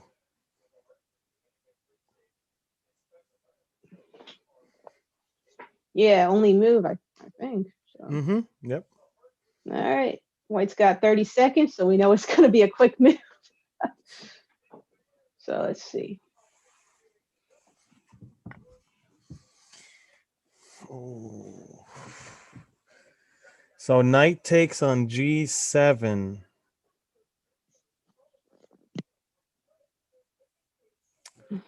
Let me check this. Okay. Right. Let's go see that. I'm just so curious now. Oh wait, what just happened? Did think he got the piece back? So let me see. Oh, I'm like clicking on the screen, but I realized I'm not controlling.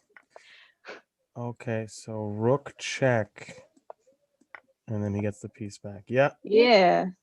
Yeah, rook check works. And I think even Knight takes.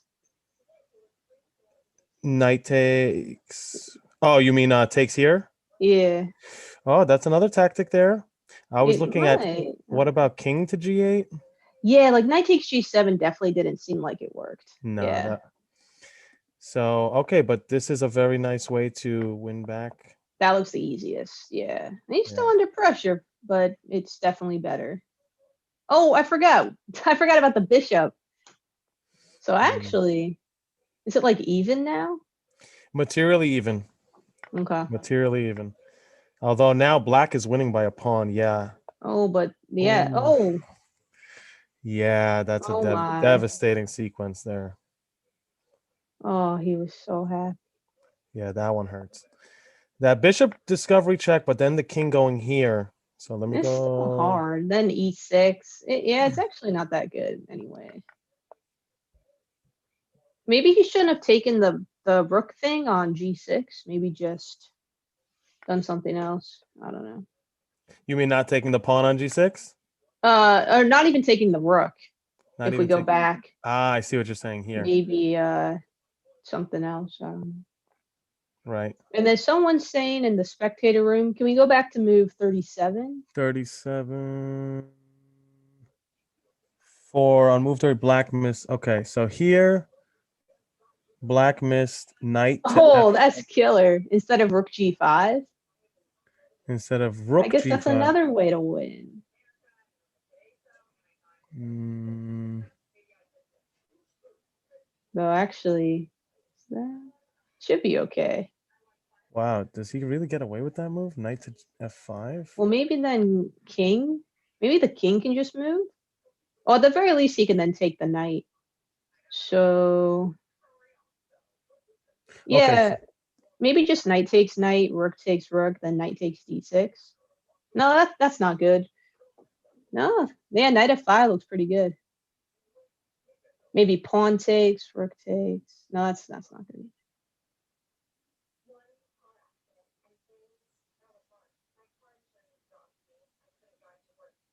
yeah, it does work. Yeah, good Or call. what if knight f5, pawn takes knight, rook takes e3, Check. and then king f2? And then what are you gonna do? Um, Because I'm threatening knight e6. takes, check. You're threatening 96? Yeah, I think. Because I mean I have two pieces for the rook. Oh, maybe no, never mind. Well, maybe just like rook takes b3. I don't know. Yeah. I think Though that's I kind of like what black did though. It seemed just pretty simple. yeah, I think so too. I'm doing the wrong knight. Knight to f5 check. If pawn takes, rook takes rook check, king to f2, rook. Oh, so it looks like that game came to an end. Okay, Yeah. nice. Let me just go to that line we were just at. So it was move 37. That's where it was. So yeah, knight f5, pawn takes knight, rook takes rook check, and then the king goes to f2. Then the rook takes on b3 with another attack. And the black rook will also have ideas of taking on g7. Yeah. I'm just responding to a lot. Let me go into chat. Yeah. Looking at that game. Okay, so let's go to okay, so there's one active game. Well, actually, let me refresh. Yeah, so one active game here that looks like it's coming. I think that's a draw, right? Yeah, I King just realized c5. pawn is on rank 7. I thought I was looking at it from black's point of view for a second. Yes, I think a theoretical draw here.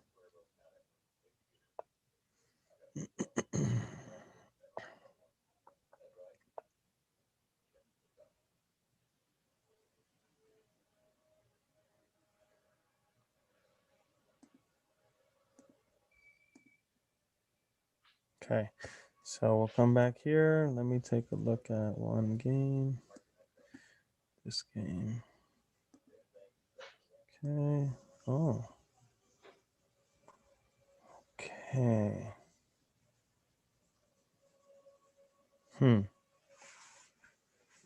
Okay, so someone's done the stuff here. Okay.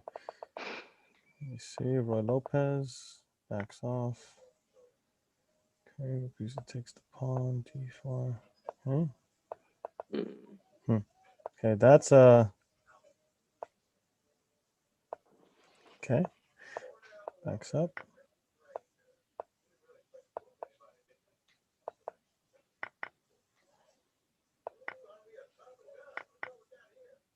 Oh yeah, this was that game. I remember this game. This is the game we were Yeah. talking about, the two minor pieces. Yeah.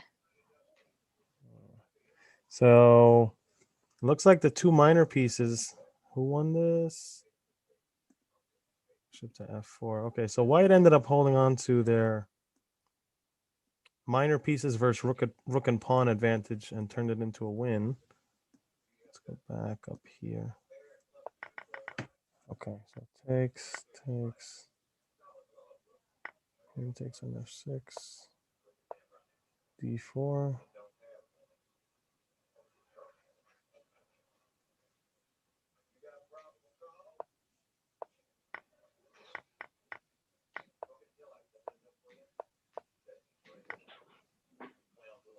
Okay.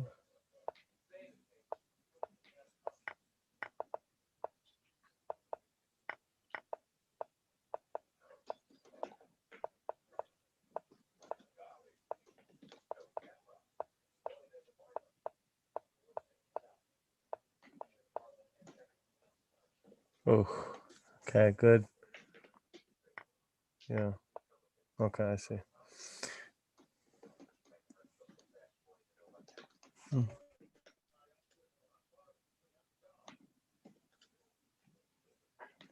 Uh,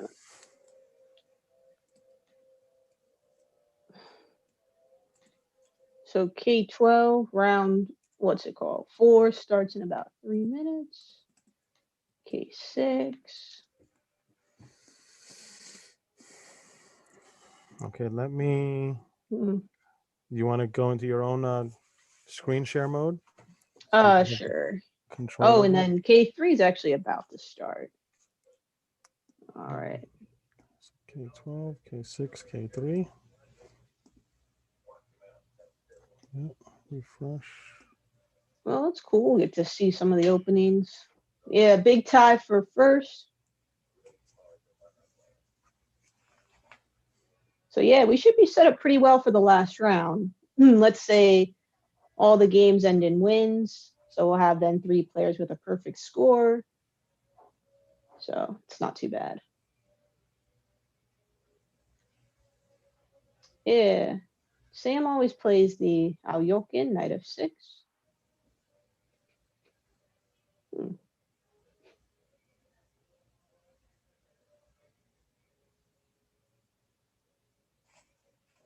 Yeah, I studied this line. I forget it now though.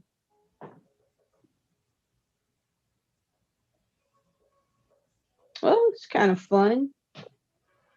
Um, so white has the better pawn structure, but we're a long way from an endgame. Yeah. So we'll see.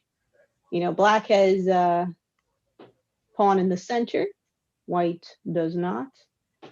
And, you know, things are just getting started. All right. Anyway, so these guys just began. What happening? All right, our friend here. So we have, you know, black's up a pawn, but white has no weaknesses, really. So No, that's true. They don't at the moment. Neither does black. yeah, you can just feel it though. You know, it's gonna be hard for white to hold this.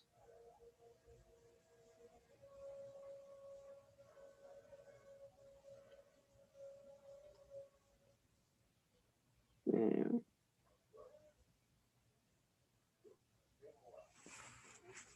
Well, let's see. Maybe some games we haven't really looked at. I think it only shows the top ones. So, well, I don't know. Let's look at one of Irene's games. Oh, her game. Oh no, a back rank mate gets somebody else. Oh, to take the queen. Yeah. It looks like this was going to be hard for white no matter what, but yeah. I would have felt bad if white was up a queen and then just fell for that, but it was like a trap. All right, let's go here. So, oh, okay. So these guys, this is K12. They also just started.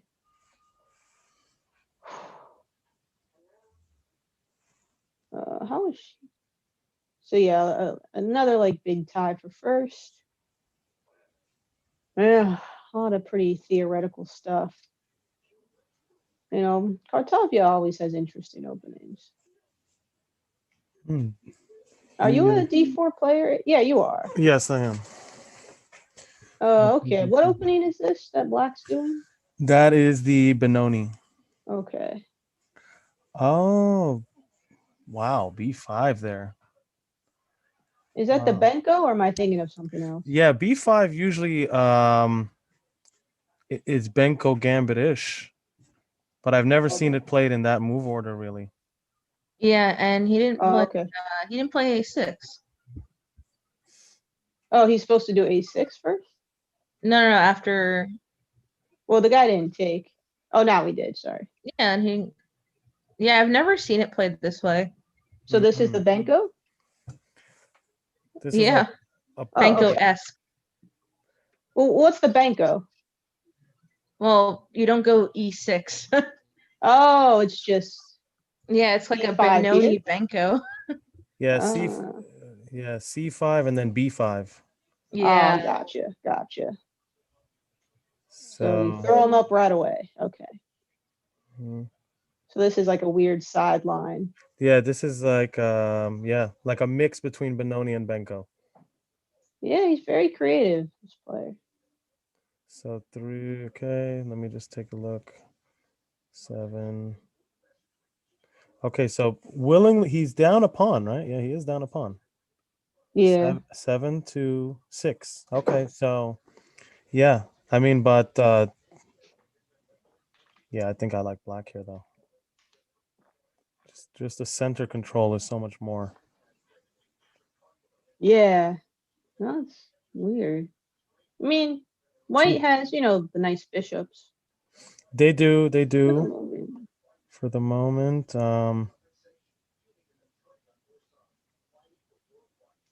Yeah, I think white has to be careful not to just assume that they can just kind of wait with the extra pawn and, just hope things simplify and then he has an extra pawn. Like he's got to actively stop black from expanding in the center. Correct. Actually, whose turn is black's turn? Any drawback to just like playing e5? Yeah, I guess you don't really have to rush. that's what I'm Well, I guess looking at. e5, e4, right? Yeah, you have enough guys there. You might not want to rush it then.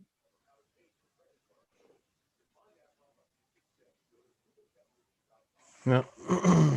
Okay. Great tournament. I will be signing off for today. Abby and Okay, Alana. cool. Thank you guys. Thank you, gals, both for having me. Yes. Thanks. And we will be in touch. Bye, everyone. Sounds Happy good. New Year. Bye. Happy New Year. Bye-bye.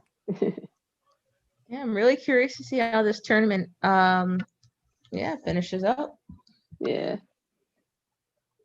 Yeah, I mean, I like that move, King H8. More prophylactic move so that, even if this happens, it doesn't come with a check. White or black doesn't have to really rush here. All right, he does do this anyway, so. No, it's going to be pretty good.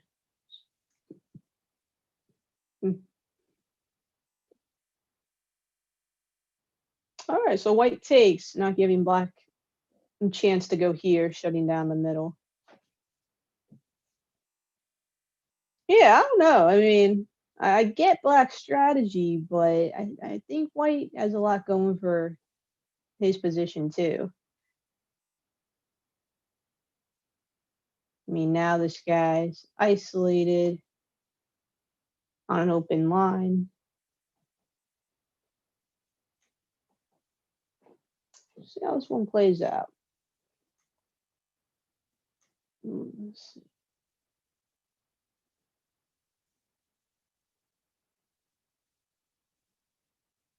Yeah, another one where we had, guessing the early trade on C6, becoming really popular.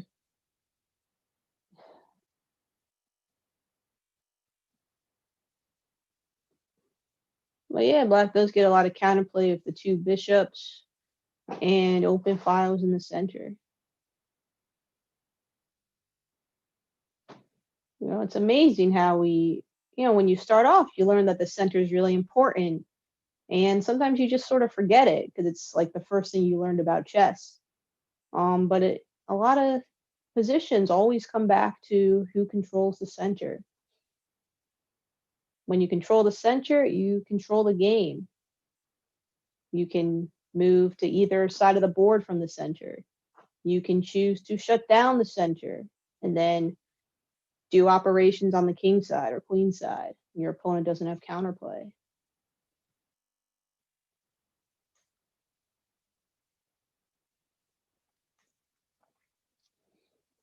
Yeah, I think another pretty very heavy Spanish.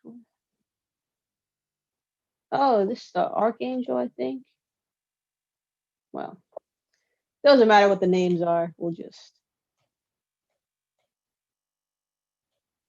But the names are the coolest part. Yeah, I wish I knew more names, but. Eh.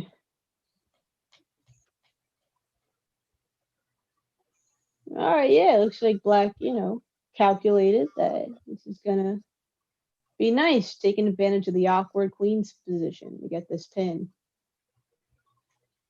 See how White responds. Wait, who offered a draw? White offered the draw, but it was like an equal position. It was like on move 7. I mean, aren't you coming here to? I mean, there's too many players that have a perfect score that if you draw, you're not gonna have a chance at first or a prize. So like, you might as well play. Yeah, exactly. And you really don't gain much by drawing. Yeah, actually, I forgot to say that earlier, but like, just make it a rule for yourself. You're not going to offer draws and don't accept draws. Just play it out. Even if you're not sure what to do, even if you're not sure you can win, just play. Especially, it's an online tournament. It's just practice. Yeah, GWG is a really interesting endgame. Aha. My friend over here.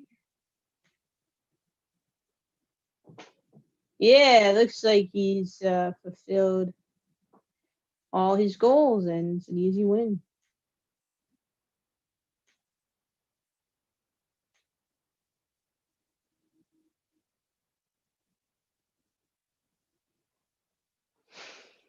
All right, we see White's still trying to figure out what to do. Oh, he moved. Okay. 95. Yeah, it's kind of like the only move.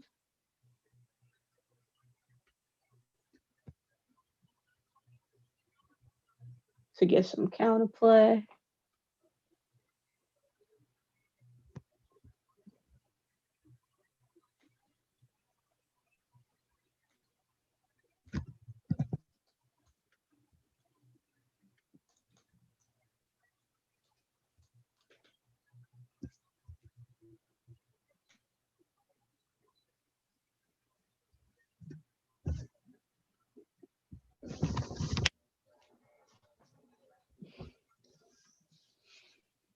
Yeah, just got a bunch of really tough positions. Cartavia's in a hard battle.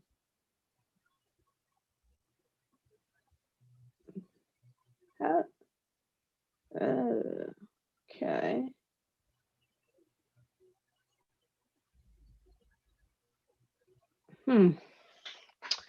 So Black did gain the 2 bishops. White's trying to set up a blockade here. Well, not really a blockade, but let's just say a blocking position with like the knights here. Stop these bishops from charging down like wild horses. And this one was also close. Kind of like Black's position. It's hard to say. You gotta stop the good old in your face mate. And then who else has like a bunch of points? Oh, he won. Okay. I think that's it. All right. So yeah, our top 3 boards are all locked in battle. All right, let's check out some other games. Okay.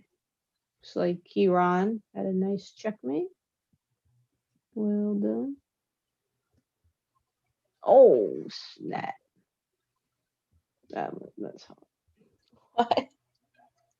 Huh? I was looking at Kiran's. He had a great position on round 3, but a back rank mate. All right. See how. All right. Yeah, I gotta come back here. You gotta give me a headache. All right. You guys are too good. Making my head hurt. Let's see.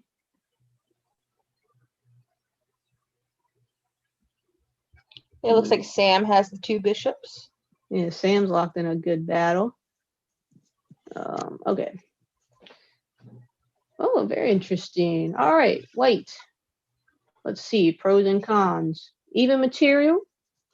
White has the better pawn structure. Actually, that's funny because that's what I said from the very beginning of the game. You know, white has the better pawn structure. You got an isolated guy over here.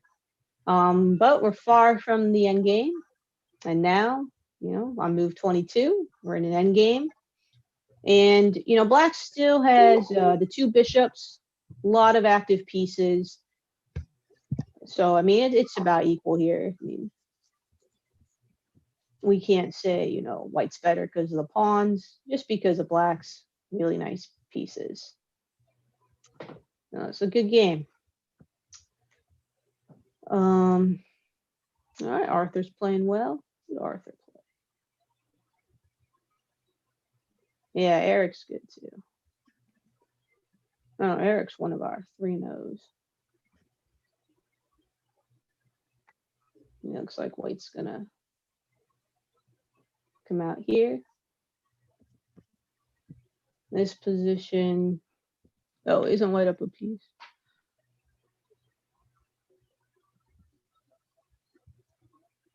Oh, piece for 3 pawns.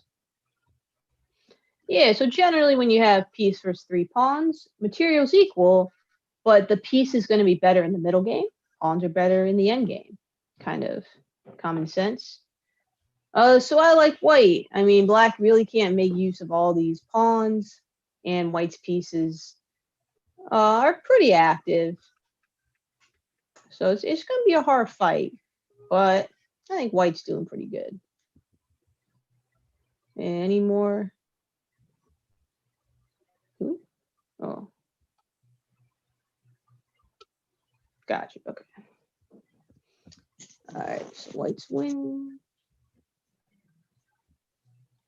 Yeah, so all our top boards very close. Yeah, you can kind of see, well, now we're looking at the same game, but from Sam's perspective. Yeah, I mean, he has command of the center here. Yeah, maybe black's even better. Oh, so.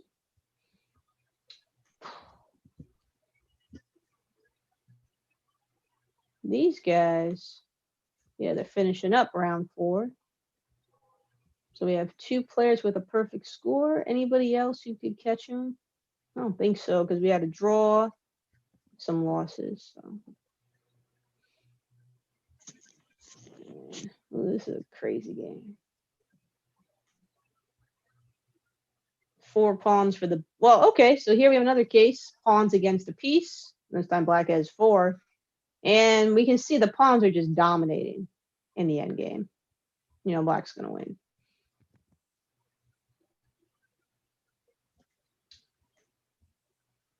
All right, I'll go back. Oh, we had, oh, snap. He lost the queen.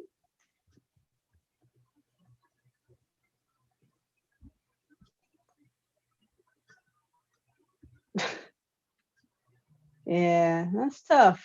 All right, it happens. May that be your last blunder of 2020.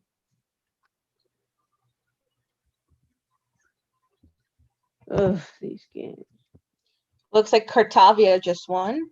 Oh, we did? Where's Cart? Yeah, it was a crazy, crazy finish. Oh, I gotta see this. Yeah, so everything's locked up. Yeah, this is where I stopped. Yeah, I feel like his opponent was like doing so well. And then in the blink of an eye, he just had an assault. Oh yeah, he goes after a pawn. Oh, that's gotta hurt. That's why, Cartavia's 2394. Yeah, good game. Let me see. Is Cartavia's blitz higher than mine? Yep, it is.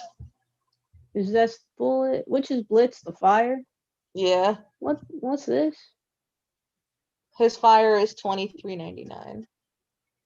Yeah, I need to catch up.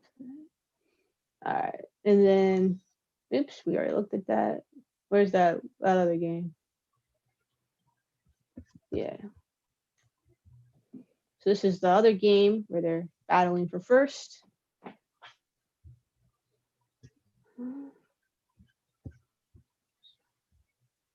Well, Black lost the bishop, or they traded it away.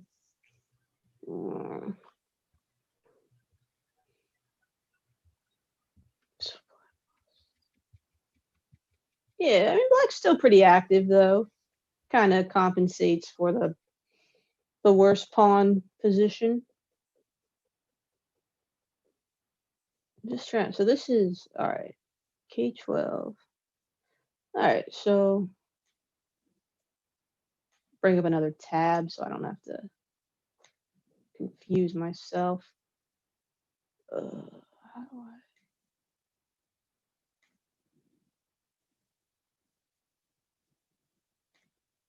All right, so a couple, kind of similar end games in a way, right? Well, this one has two rooks and two minor pieces. This one has one rook and two minor pieces, where we have better pawn structure versus activity. Here, white has the better pawn structure here. Oh, white also has the better pawn structure here. I don't know. Both the games look close to me. I'm going to prefer black. And yeah, I think I'm going to prefer black in both. Maybe. I may have to change my mind. We'll see.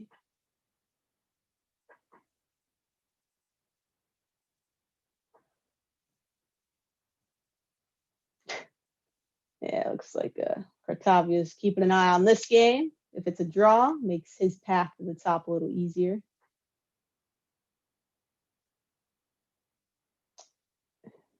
Yeah, so mine and Alana's old student Spencer had a chance to get a good position against Cartavia last tournament in the King's Gambit. But it all happened really fast. His best chance was on move 3 and then move 4. He missed it, and Cartavia steamrolled him. So Did you say his best chance was on move 3? yeah, because he had to play after G5. He had to play H4. Oh, that's right. That's right. It happened. So that's the thing. King's Gambit happens really early on, and one bad move can just sink you. So we'll see if anyone can take him down. I mean, I think our second seed was knocked out, so that makes his life easier. We're set up for a really good match in the last. No, it won't even be the last round, right? Second to last round. No, there's 5 rounds, so we're in round 4 right now. Oh, it is the last round. Okay. Yeah, so it looks like in K6 we're gonna have GWG playing against AM Rug. Nice. When do those games begin? When the next game, there's 2 more games in progress. Oh, okay. Yeah, I mean, a big question, especially when you're coming towards the end game, is should you trade, and what should you trade? Yeah, that knight was a pretty dull piece. Well, now I think, nah, that's not true. So here's the thing. A lot of players think opposite color bishop in an endgame automatic draw. But if there's other pieces on the board, it's actually kind of the opposite, because having those opposite color bishops can give you chances to attack and make threats that your opponent, it can be hard to stop because their bishop's a different color. Now, if everything gets traded and you're left with kings, pawns, and the opposite color bishops, that's pretty drawish because it's harder to make threats. But with other pieces on the board, it's a different story. Yeah, so black takes back with the pawn. Nice dynamic move. I don't know if this is going to be enough to win, but I think if anybody has chances, probably black. I don't know. We'll see. I mean, this bishop's nice. White would want to make use of it. But, you know, this pawn, it kind of shuts down the D file. Black's rooks are so active. So, yeah. All right, here. Okay, nothing much changed, just the pawns got rolling a bit. Oh, boy. I think, you know, white might be trying to just kind of wait things out. You know, black's low, well, getting lower on time. But white's starting to drift into dangerous territory. Just kind of sitting around. Could also be white's not sure what to do. It's very understandable. I mean, I'm not really sure either. You know, maybe. Yeah, this bishop was a problem. So he goes there. Yeah. I guess this is okay. And then F3. I don't know. Yeah, it's gonna be tough. Okay, they trade rooks. Makes sense. Back to shut down the E file. I don't know. I think black has chances. We'll see.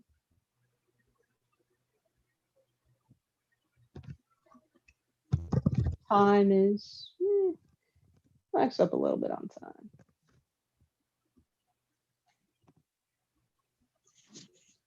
Yeah, we see white starting to go backwards. Not a good sign. Not a good sign at all.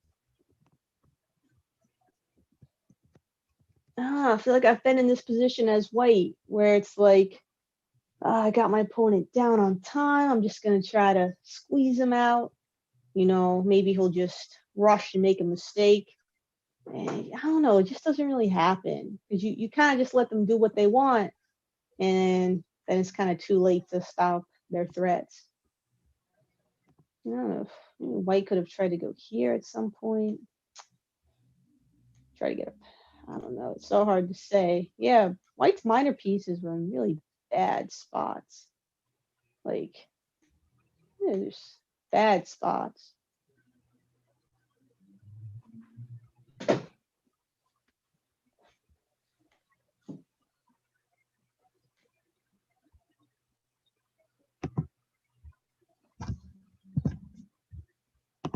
All right, so it looks like K6 is kind of finishing up. We'll have a look at those games when they begin. Alana, are there any close games in K6? There's one game remaining. Is it close? I would say it's like a king rook versus king bishop with a few pawns ending. All right, well, let me take a look. But one side is in severe time pressure. Oh, that's fun. It's always fun to relax if somebody's in time pressure. Oh, it's so easy.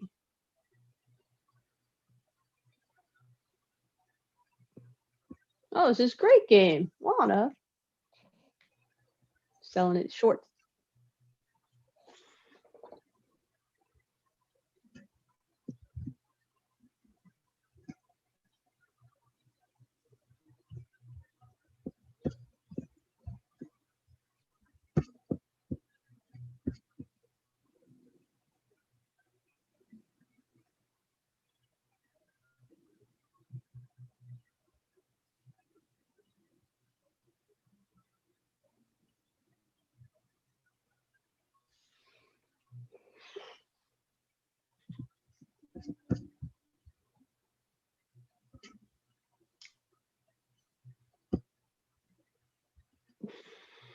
Yeah, nice. I think he had to go instead of king a5, king a4 or something. I don't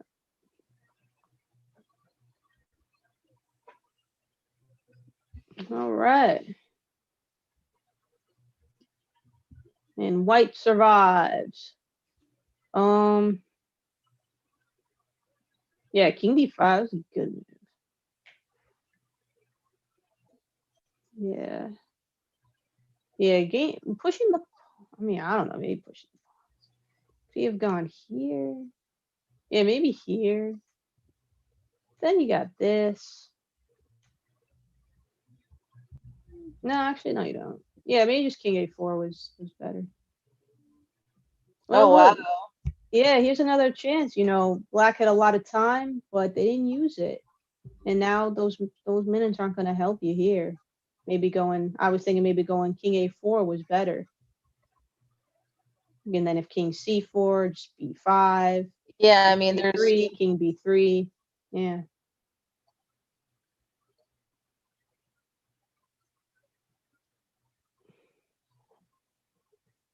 All right. Well, anyway, he's just Hope they sitting. make their move soon so that we can start the next round. It's only one possible move.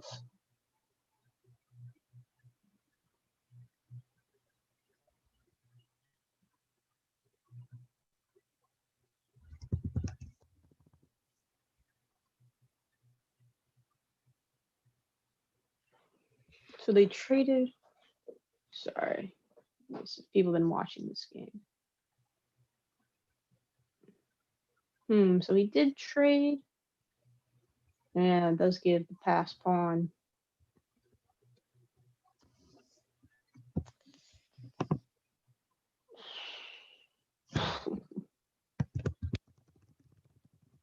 Oh, it is opposite color bishops. Well, that's definitely going to favor black. Oh, yeah, this is. Well, I mean, there's the time. That's the only thing white really has. I don't know if it's going to be enough.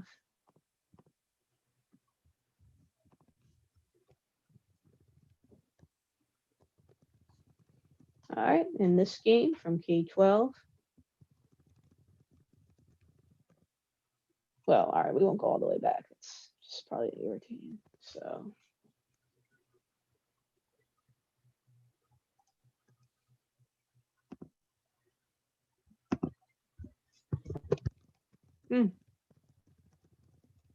Yeah, at least you stop those guys. Yeah, I think bishop c3 earlier was good. So maybe black shouldn't have pushed the pawn. You know, no need to really rush. What would I don't know. I don't know.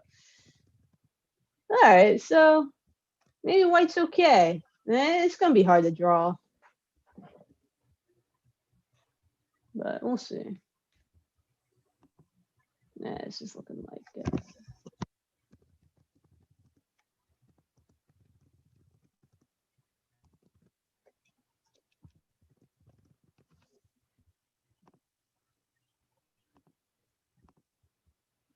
Yeah, bishop e4 is even stronger, but who cares? Oh, now it comes.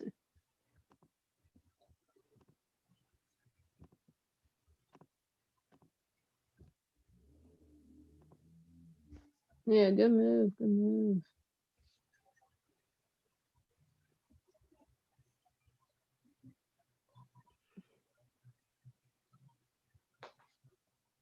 All right, I think black's gonna win that one. So let's take a look at this one. Did he move yet in K6? Nope. All right, I mean, look, you're holding up the section for everybody. Like, just move.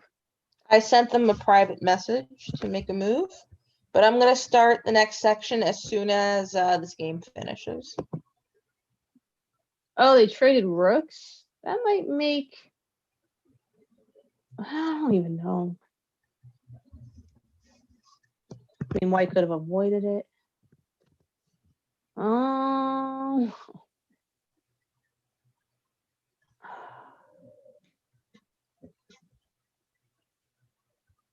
I don't even know. Should white wait, watch?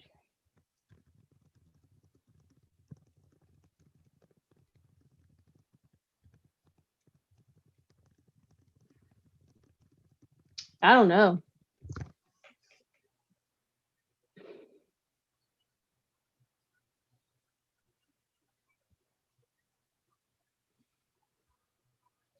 Yeah, I guess trading rooks makes it easier for black.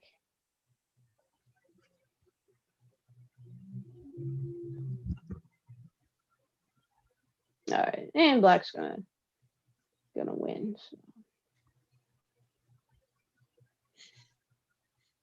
Yeah, maybe just white avoids the trade, and then like they can just like make enough threats. I don't know. That's kind of interesting. So in that end game, it would have better been for white to have kept the rooks on.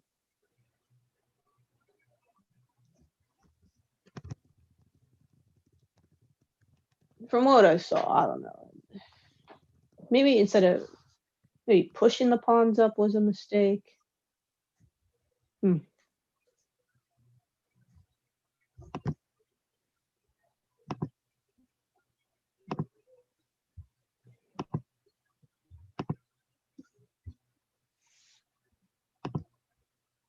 Some more tough games.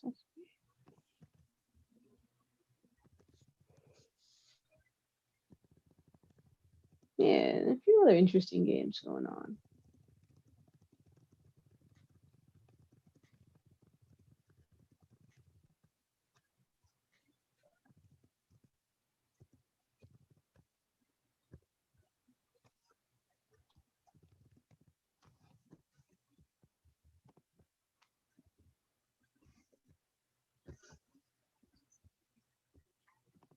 All right, let's take a look at this one.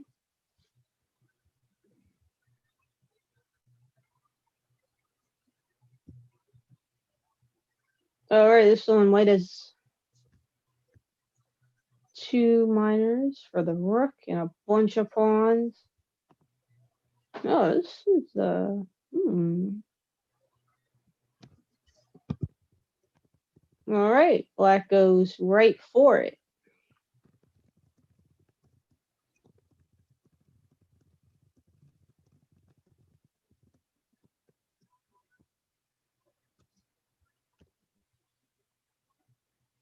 Definitely a lot of, both sides have some threats against the king, so that's what kind of makes it fun.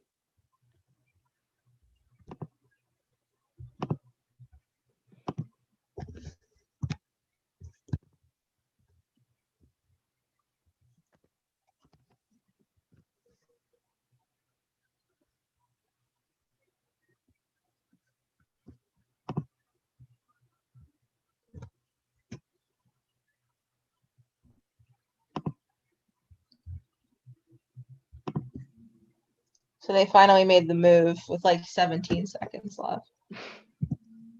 Oh, come on, guys. Like, you're going to hold up an entire section.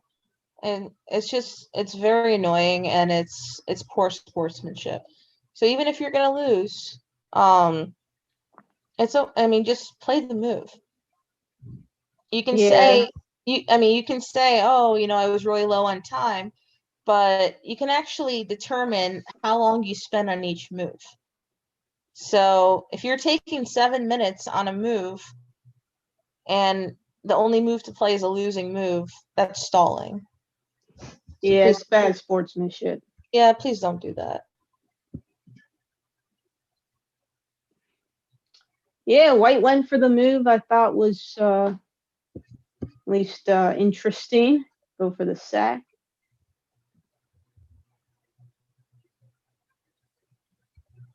Thought maybe black could have prevented this with like rook f6 or something, but rook g7 looks good here too. That's the move I was kind of worried about.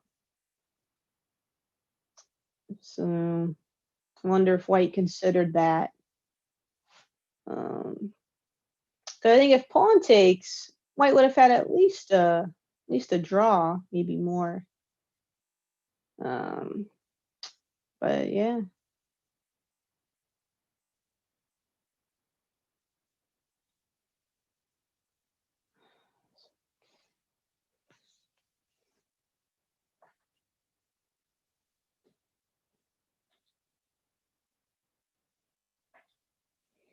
Well, let's see. Does the move work or not? Because I mean, if white doesn't go for this, I think black would just like rush forward with the pawns.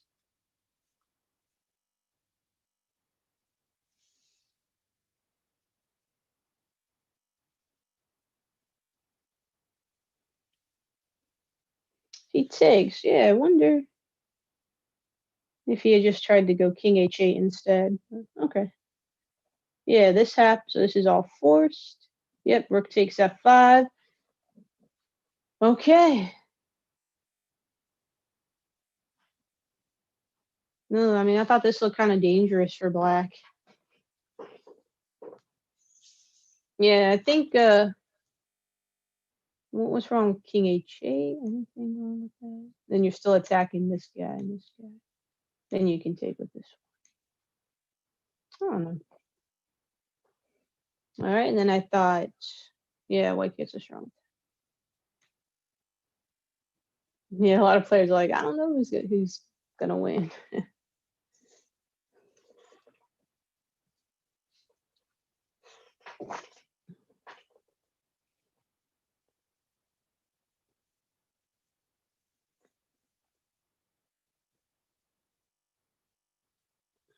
Yeah, queen f4. That's what I thought was good too.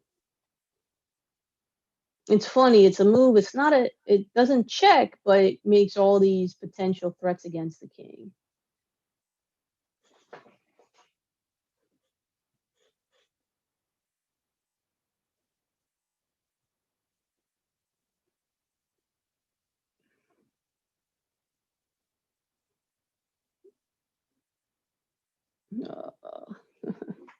All right, black decides to stop queen g5 or rook g5. Whew. Yep, we gotta do that. Wow, maybe black is getting away.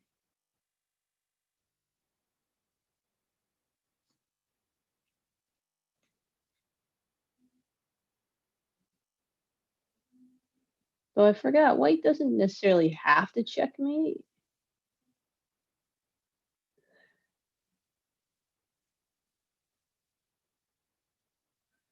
Oh, I actually didn't consider queen f5. Just looking at taking the pawn. Okay, yep, gotta go there.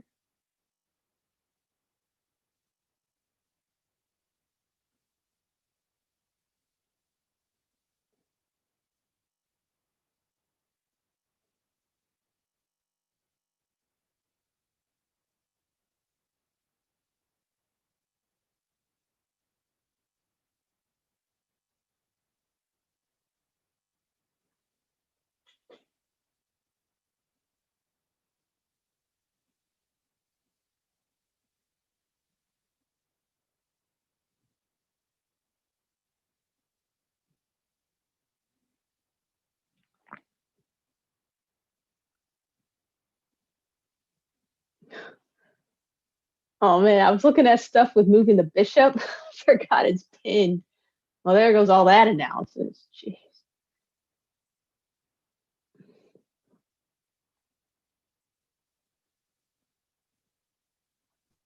Looks like Sam was able to eke out the advantage. Oh man, this. Have you seen this game? No. All right, queen c8 was another possibility. Oh, I don't know though. Yeah, I like this. Yeah, this looks the best actually. It's pretty safe. I love how like everyone is like, why?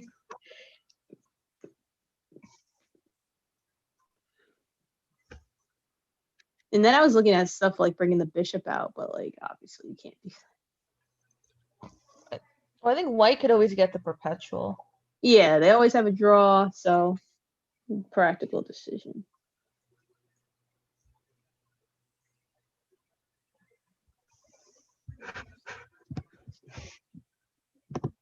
Wonder if white had a win there. I don't know. I couldn't find anything. Now there were 2 games left. Yeah, that's terrible.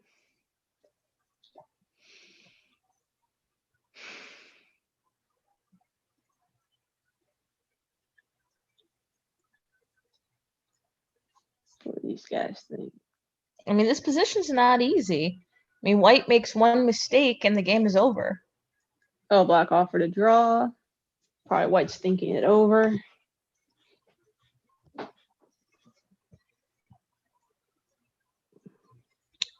Right? He has a minute. He always has the draw, so someone is saying decline it. Spelled incorrectly. Hey, they're K3. Wow, he declined it. Nice. I don't know, man. That's risky. As Well, you know what? I can respect him going for the win. Oh. well, I also respect results. Oh no. Well, what else was he gonna do?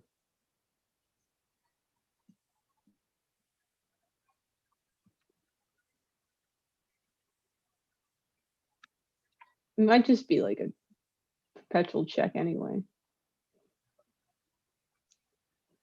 No, I think kind of the I don't know, like white really wants to win, like they feel like they should win, so maybe that makes them more aggressive.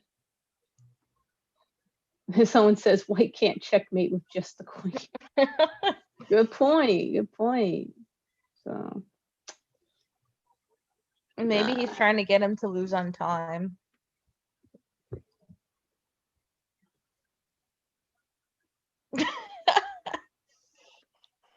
Somebody quoted you in the YouTube chat. Well, what? I also respect results.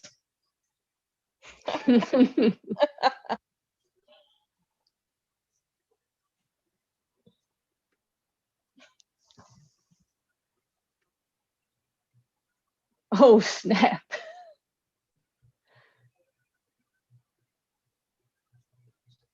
Actually, well, that's a weird game. Yeah, he has to bring the king. He's gonna use the king to checkmate. Come on, king walk. Let's go.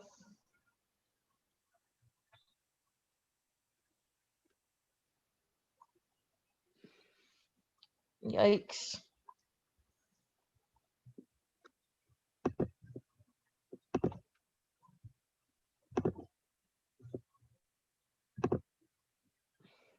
I see a party pig one is watching.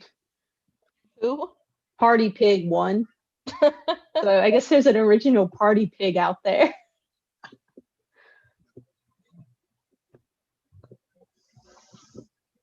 I definitely want to take another look at this one, see if white had a win. I don't know. All right, so this is obviously looking like black's gonna win. We'll go back though, just to see. Oh, black's a very strong player. And then he went here, or she, maybe here, but I don't even know if that works. I mean, this can always like get a draw, maybe even this though.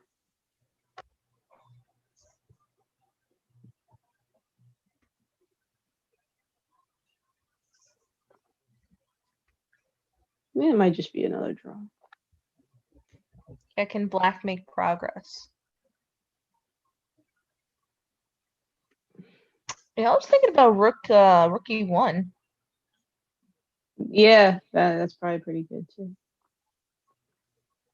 But yeah, getting the king out of any potential checks. And it's, yeah.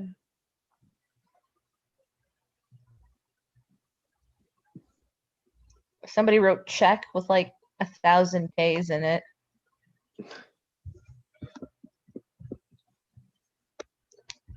What do you guys think? Let's take a poll. How will this game end? White checkmates, black checkmates, or the 50 move rule?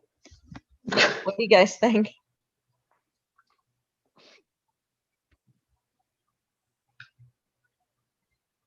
Yeah, sadly, I think black's gonna come out on top.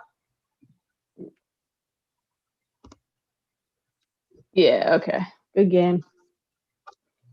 No, that was very exciting. But you know what? They went for the win. They had the draw, but they went for the win. Yeah. I can't fault them for that.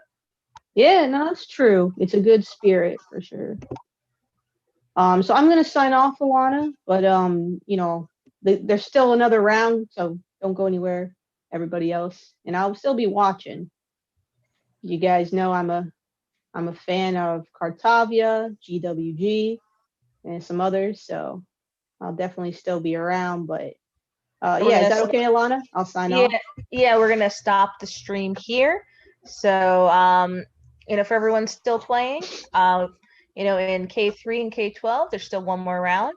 But thank you for joining us today. It was a very exciting tournament. Oh So- yeah, it was great. and hopefully we got all our blunders out of the way, and we can start off 2021 with a clean slate. So we have another tournament on Sunday. So make your first blunder. Make your first move of 2021. But yeah, thank you again for joining us, and we hope to see you at another tournament. Yeah. All right. Bye, everybody. Thanks.